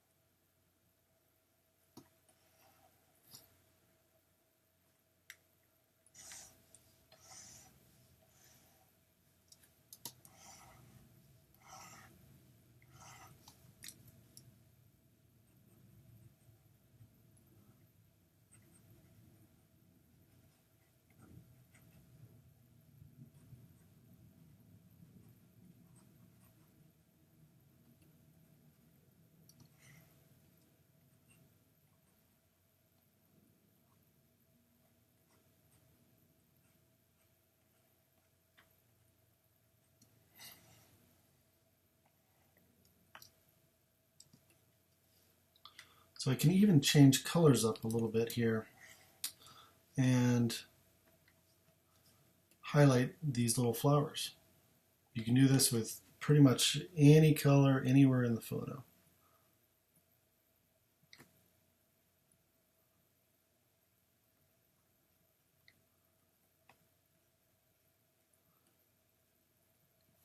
So that's not a big change, but it's those nice little details that I like when you view a really large print of a shot. Just the little highlights like that nobody else would probably ever notice that, but when you look at your own shot, um, it's a cool thing to sit and go, oh yeah, I remember brightening that up, and now it stands out. And that may sound really lame, but I like stuff like that. Let's go back to kind of our yellow color here. This hillside's looking a little bit flat. So just a little bit of extra light on that. And maybe just overall in some of these trees back here. This valley's getting a little bit dark.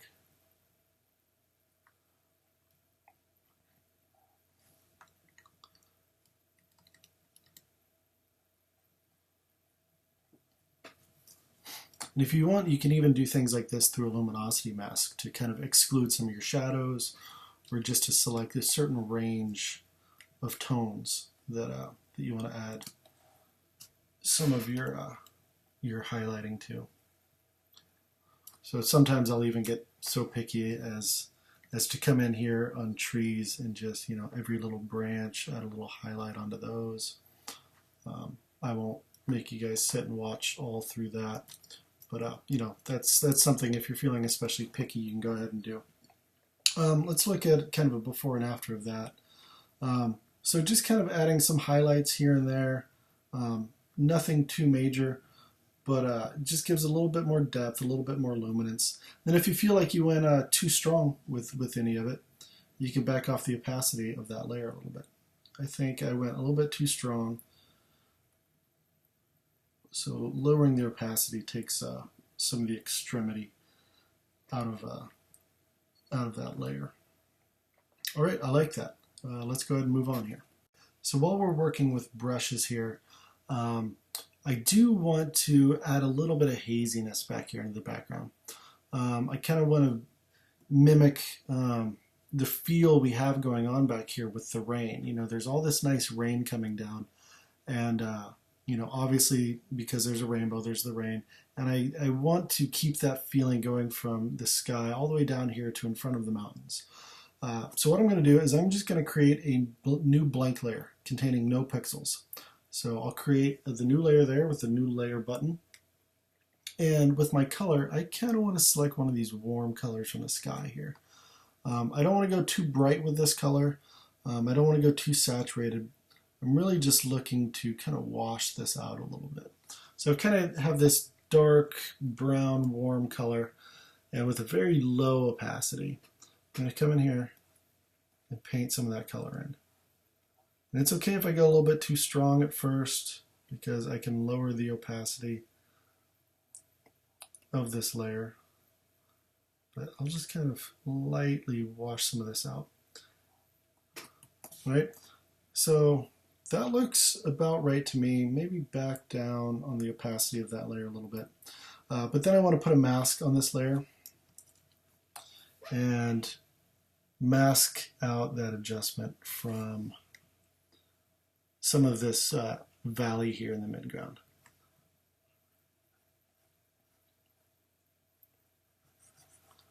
I'm just going to gently feather this in.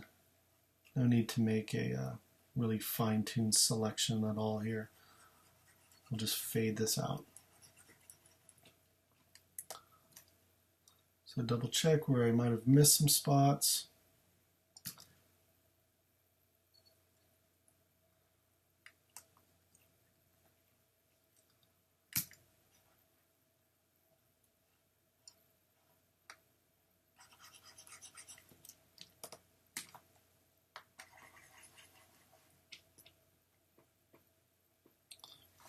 I like that.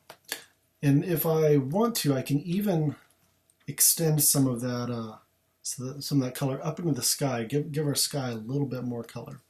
I'm going to do that on a separate layer. That way, if I want to adjust the opacity of what I do here in the sky, it's not going to readjust the opacity of what we did in front of the mountains.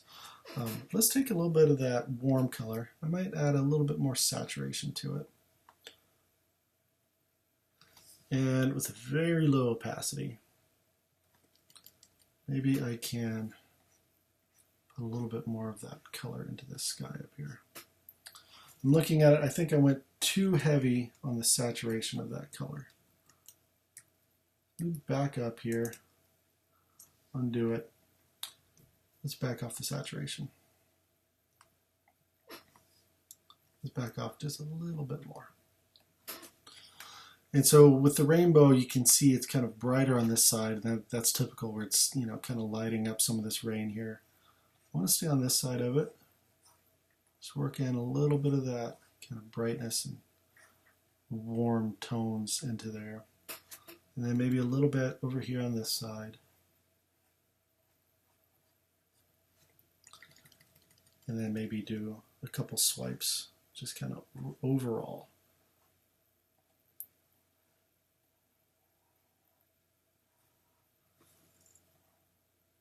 And just feather that out. So if you think that looks a little strong, all you have to do is back off the saturation a little bit. And so that just, between those two adjustments, gives us more of a rainy feel back there. Let's go ahead and create another merge visible layer. Shift Option Command E on a Mac, Shift Control Alt E on a PC. You can turn off these layers now that I'm not using them. And I want to go back into the camera raw filter.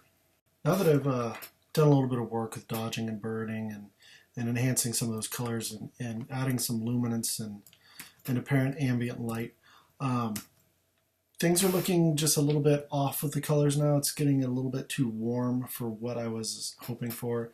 And now that I've brightened up a lot of those areas, it's getting a little bit brighter than what I had expected. So I want to go ahead and darken the exposure down a little bit. But then I want to grab the white slider and brighten that up. So I want to keep nice strong highlights, but have those shine against, an overall darker palette. I might open up the shadows just a touch, just to keep, the darkest areas from getting too dark. And then I'm thinking, again, I might go slightly cooler with this, slightly more magenta, just so kind of the sky and the flowers play off of the warmer areas in the landscape. I like that there, so let's go ahead and load that.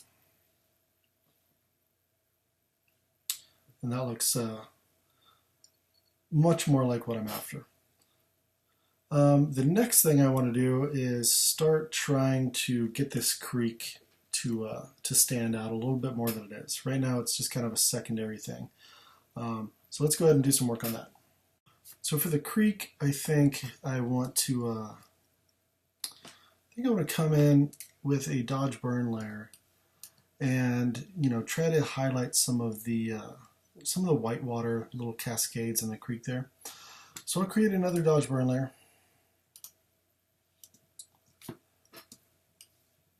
And let's go ahead and source a color from within the creek. Something from right in there around the water. And I want to make a really bright version of this color. I don't need to go too saturated with this because we don't want to make it too blue. About there. And let's see what we can do with really accentuating some of the whitewater. Raise the opacity of my brush. That's coming across just a bit too magenta. So I'm going to make this a little bit more true blue.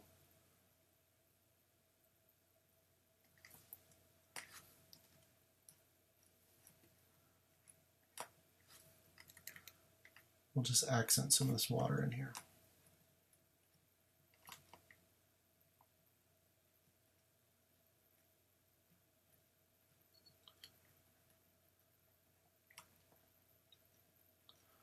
I want to go pretty bright with this since this creek is so dark down here. So I'm really going to add quite a bit of dodging into this area. We back off the saturation of this color a little bit. And all these little pieces of rushing water, I want to brighten those up.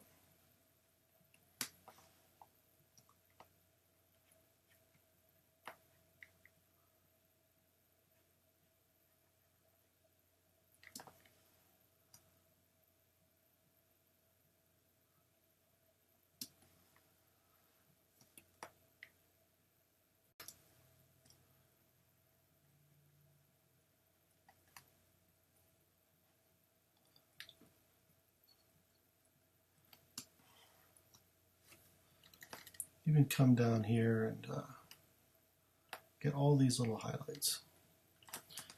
Because the more we do on all these little highlights, the more it's going to help this creek to show up. And that's really a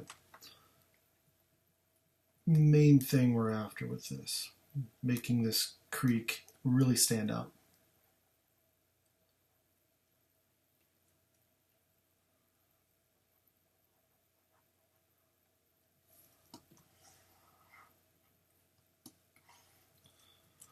Okay, we've done that. So that's helping the creek quite a bit. While I'm at it, I think I want to come in and just overall take that same color and brighten the creek. The whole thing, even the dark parts. Make it look like, it's kind of catching the reflection of the ambient light from above, some of that sky.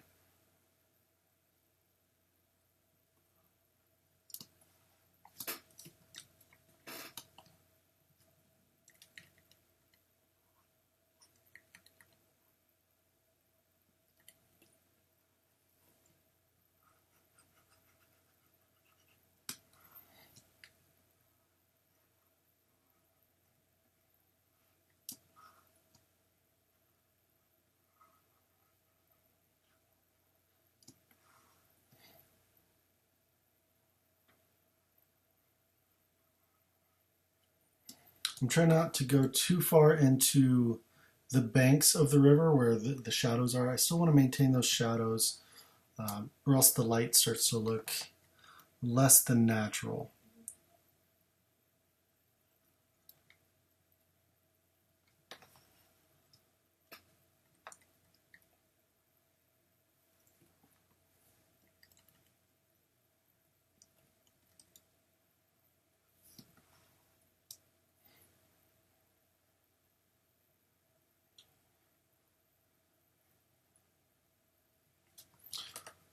Let's see what that did there.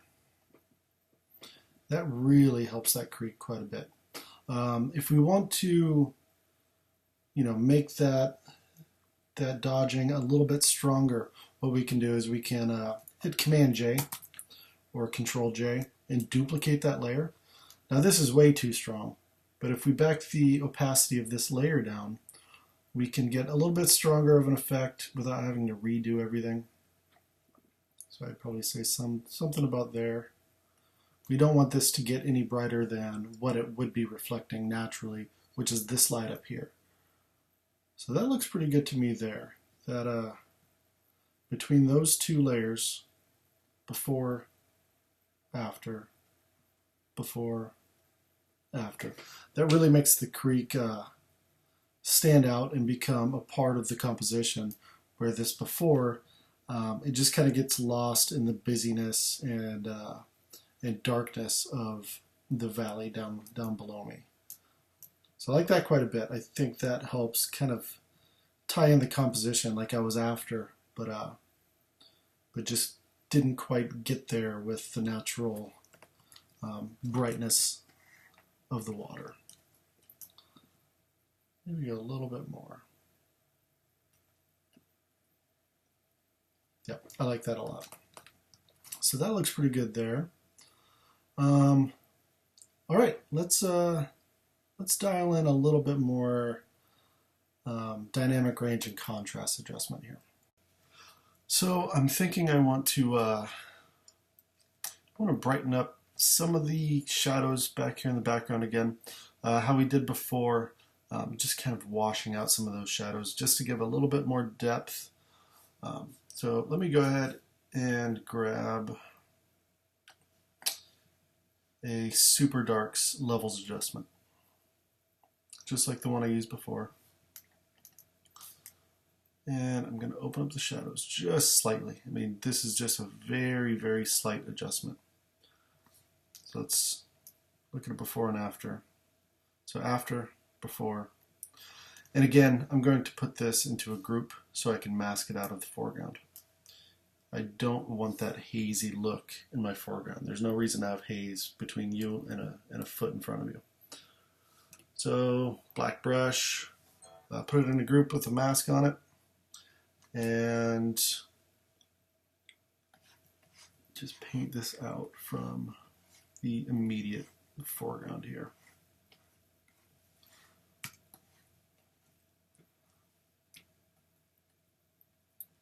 There. So I ended up sending this this image over kind of as is to my good friend, one of my best friends, Miles Morgan. Great photographer. You can check out his stuff at milesmorganphotography.com. But he's one of the few people I feel comfortable sending my photos over while I'm in the process of working on them and getting honest, constructive feedback on my work. I respect his opinion. He doesn't pull any punches. If something sucks, he'll let me know it sucks. If something works, he'll let me know it works. Um, and so it's good to have somebody like that who you can get good constructive criticism from on your shots. I sent it over to him. He really liked it. But he was bothered by this little band of light on the hillsides over here. I thought long and hard about it before I started processing this shot and decided to leave this light in, thinking that, it's kind of a nice little added highlight. But he did point out to me and kind of changed my mind, and that it's just so far over to this frame. It's pulling the eye away from the rainbows in the background, which is really where you want the eye to end ultimately, is over here, not out of the frame over here. So I'm going to work to try to tone this area down a little bit. I won't try to just entirely replace it. It's just a little too time involved. But I will try to tone that down.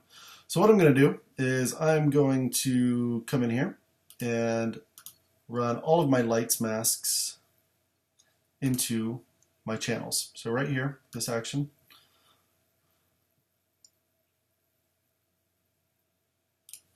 So now over here in my channels, I have some lights masks. I'm going to look for one of these selections here, and I think it's going to be the lights selection.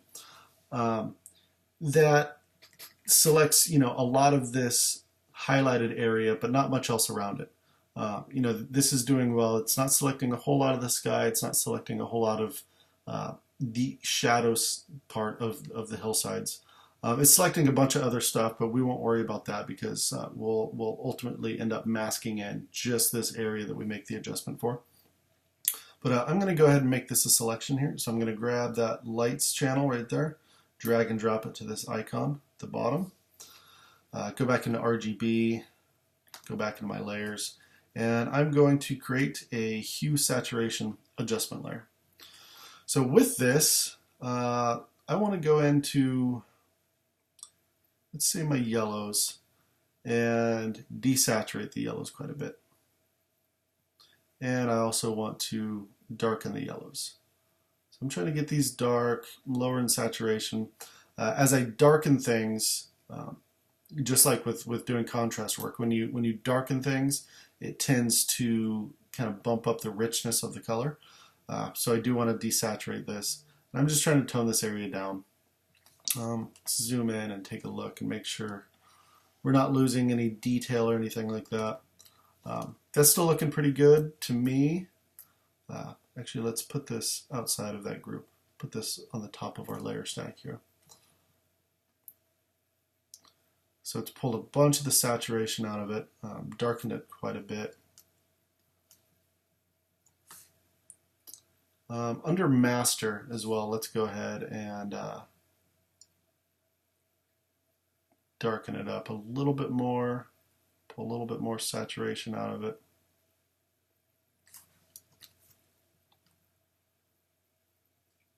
That looks pretty good there.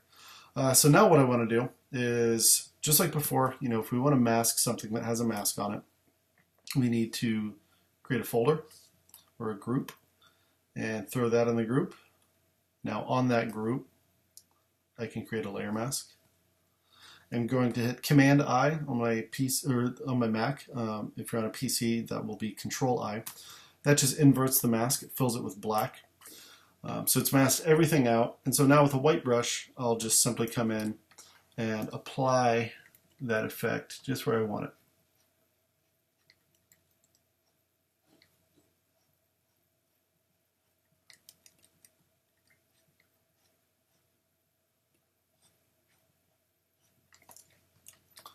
So let's look at a before and after there. So it's really toned it down. It looks better. I think it's a good happy medium between having it but not having it so strong that it's pulling the attention away from the rainbows and the sky and the mountains back here. So that definitely tones it down. I have to agree with Miles that was the right call for this shot, to just really pay attention to that area. Okay, let's create a new merge visible layer and move on. So I've started this shot long enough, really just trying to soak in all the little nuances of it and understand what will make it better. And I'm still thinking that the creek down here in the bottom right just needs to be a little bit larger. So I'm going to try to see if I can make a selection of the area around the creek, stretch it out a little bit to make it appear larger, and then kind of mask it in where it looks natural. So the way I think I'm going to accomplish this is I'm going to grab my lasso tool, and I'm going to go ahead and make a fairly large selection around here. Selecting some of the bushes, things like that, in the areas where it might be easy to blend through. Oops, I let go of my selection. So kind of through this area, making the selection through a lot of this fine texture where it's easier to kind of mask it together.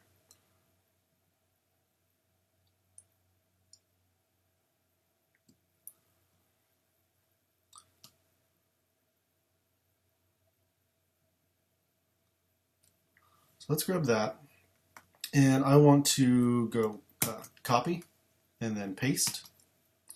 And so now what I have is this new layer. Let me show that to you, of just the creek.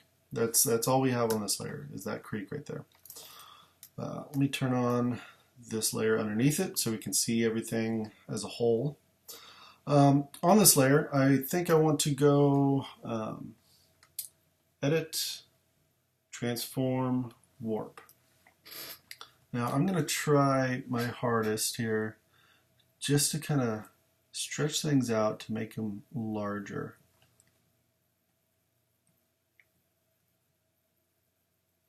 And we don't necessarily need it to get too large over here where the creek goes into the valley, but we're really looking for some enlarging in the main area that's closest to us.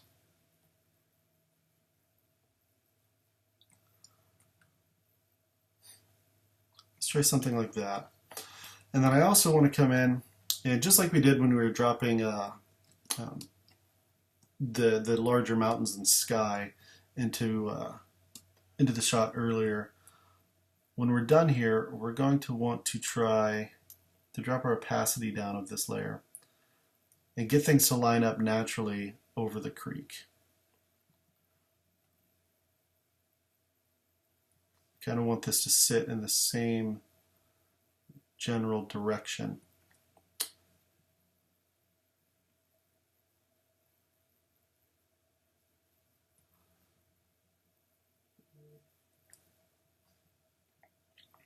Let's try that. Hit enter and let that load. I'm going to raise the opacity back up here. And now I will put a mask on this top layer with the creek and see if we can't get some of these edges to disappear and have that creek go in just a little bit more naturally. So with the black brush, soft edge, let's see if we can't put things together here. Again, really trying to focus on a way of getting this in there in a natural way. It does look like some of that warping has kind of softened the image up a little bit.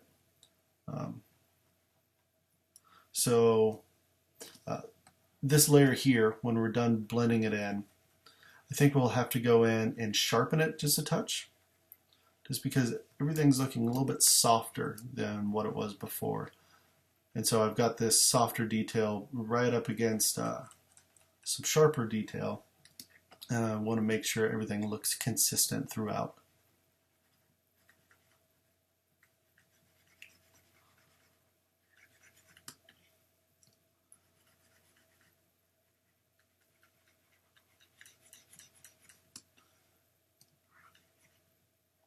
again, masking this through the grasses is really forgiving. You know, things blend together fairly easily because there's so much texture and detail down there. It can hide a lot of the mistakes.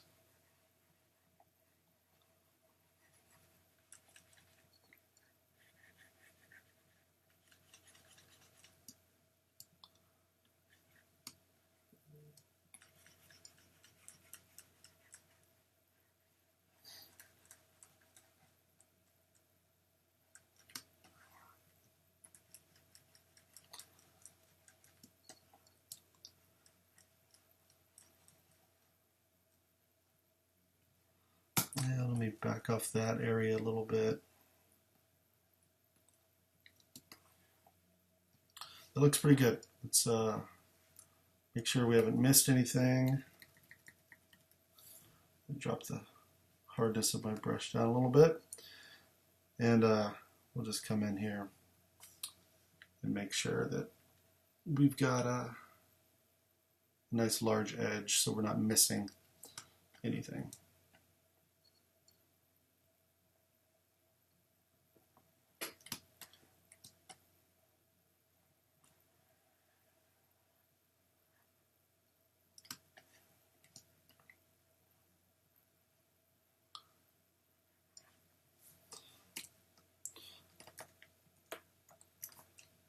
So let's see, before and after.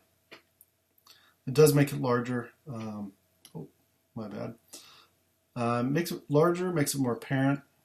I actually like what that did for it. And like I said, it's gotten a little bit soft from stretching it so much. So just on this layer right here, I'll go up to Filter, Sharpen, and go to Unsharp Mask. And I just want to slightly sharpen this up. Low radius, maybe a radius of 1.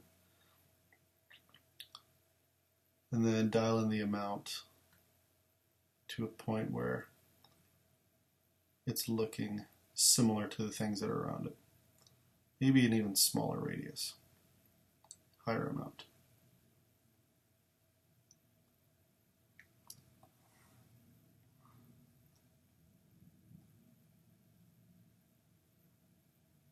That's looking about right to me. So hit OK, let that load. Now we've made our creek just a little bit larger. Okay, great. Moving on. A couple of the last things I want to do here before I wrap this up. I still think I want just a little bit more contrast in my sky. You know, we've worked up the contrast and the textures pretty well.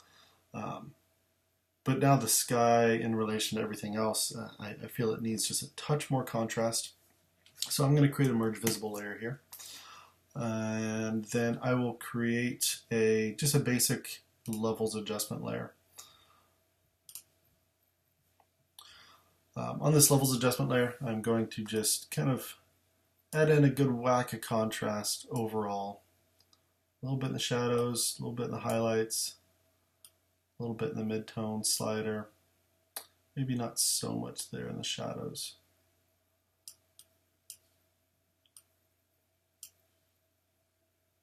And maybe a little bit more. I'm not trying to go super extreme here, just enough that's going to make a difference. And then again on this layer mask, I'm going to hit Command I or Control I on a PC. And with a white brush, I'm just going to paint that back in where I want it. So set my brush hardness back to 0 and just gently put this in just in the areas that need it. You know, I don't need much in the corners. Those areas are already pretty dark. Just a little bit kind of here in the central area of the sky and these mountains back here.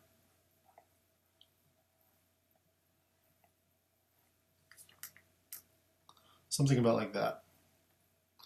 That's popping the highlights a little bit, just giving us some overall, some more drama in the background. It also boosted up the color slightly, which I like. And then the very last thing I think I want to do is make a small adjustment to this rainbow here on the right side. The way I'm going to do that is I'm going to grab one of my dodge burn layers,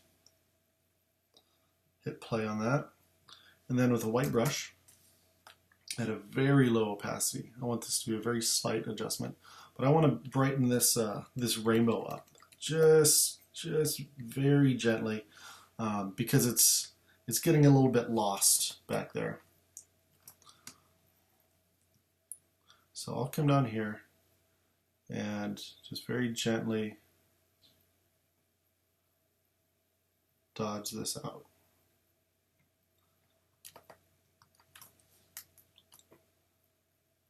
And then if you find that's too much, you can always drop the opacity down of that layer. So I like that there. So it helps it to stand out a little bit more, make it, you know, more apparent right off the bat that there's a double rainbow going on there. Last but not least, one more merge visible layer, and I think we're done. Chances are a week from now I'll look at this and have different ideas, maybe reconsider the direction I took with it. But that's normal. You know, you get so biased looking at a shot for so long. You know, it's been 2 days now that I've been processing this. You know, broken up into 2 sections, and then, you know, it takes longer to film it as I'm doing this. So I've looked at this shot for a long time. Your eyes get a little bit biased. You start to get kind of off direction sometimes, focusing on, you know, just certain little elements. And sometimes it takes a little bit to step back and be able to look at the shot as a whole again. You know, it's so easy in processing to sit and say, okay, I'm looking at, you know, these flowers here and what's going on with these flowers, or, you know, the creek. Okay, I'm so obsessed with the creek and trying to enlarge it and brighten it, that you really start to lose the feeling of a whole image. And you know, normally it'll take a little while for you to unbias your eyes and be able to look at things as a whole again. That said, I am happy with where this sits now. You know, I think we've made a ton of progress. Let's go ahead and do just a simple before and after here. So that's what we started with, you know, as one of our base exposures. You know, before we put the sky in, before we got rid of the towel, before we did our focus stack. This was just out of Camera Raw, and this is where we ended up. So it's the direction I wanted to go with it. It's definitely what I had envisioned for the shot before I started processing it. So we've done well to you know, follow that idea we had in our head and get it to the point that we're happy with it. Thanks for watching. I really appreciate all the support. If you have any questions, if I can help in any way, if you just want to, you know, send me the practice file when you're done with it, or if you want to send me your own photos that you've put some of these techniques into, I'd love to see them. Happy to give feedback. Again, thanks for the support, and thanks for watching. See you guys later.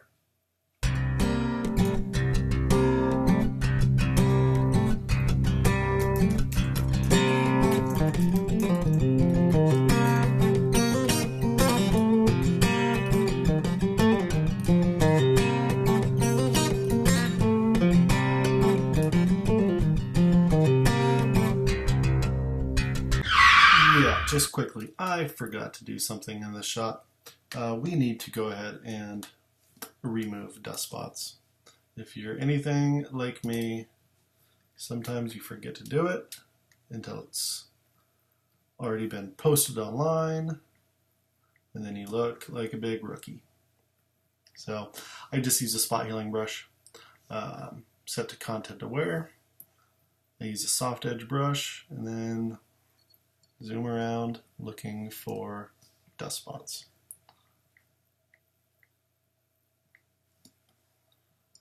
The only time you'll ever have problems using the spot healing brush to get rid of dust spots is when dust spots sit real close to an edge like this. So you'll just go ahead and use the clone tool for things like that. But yeah, now I think we're officially done. Thanks, guys.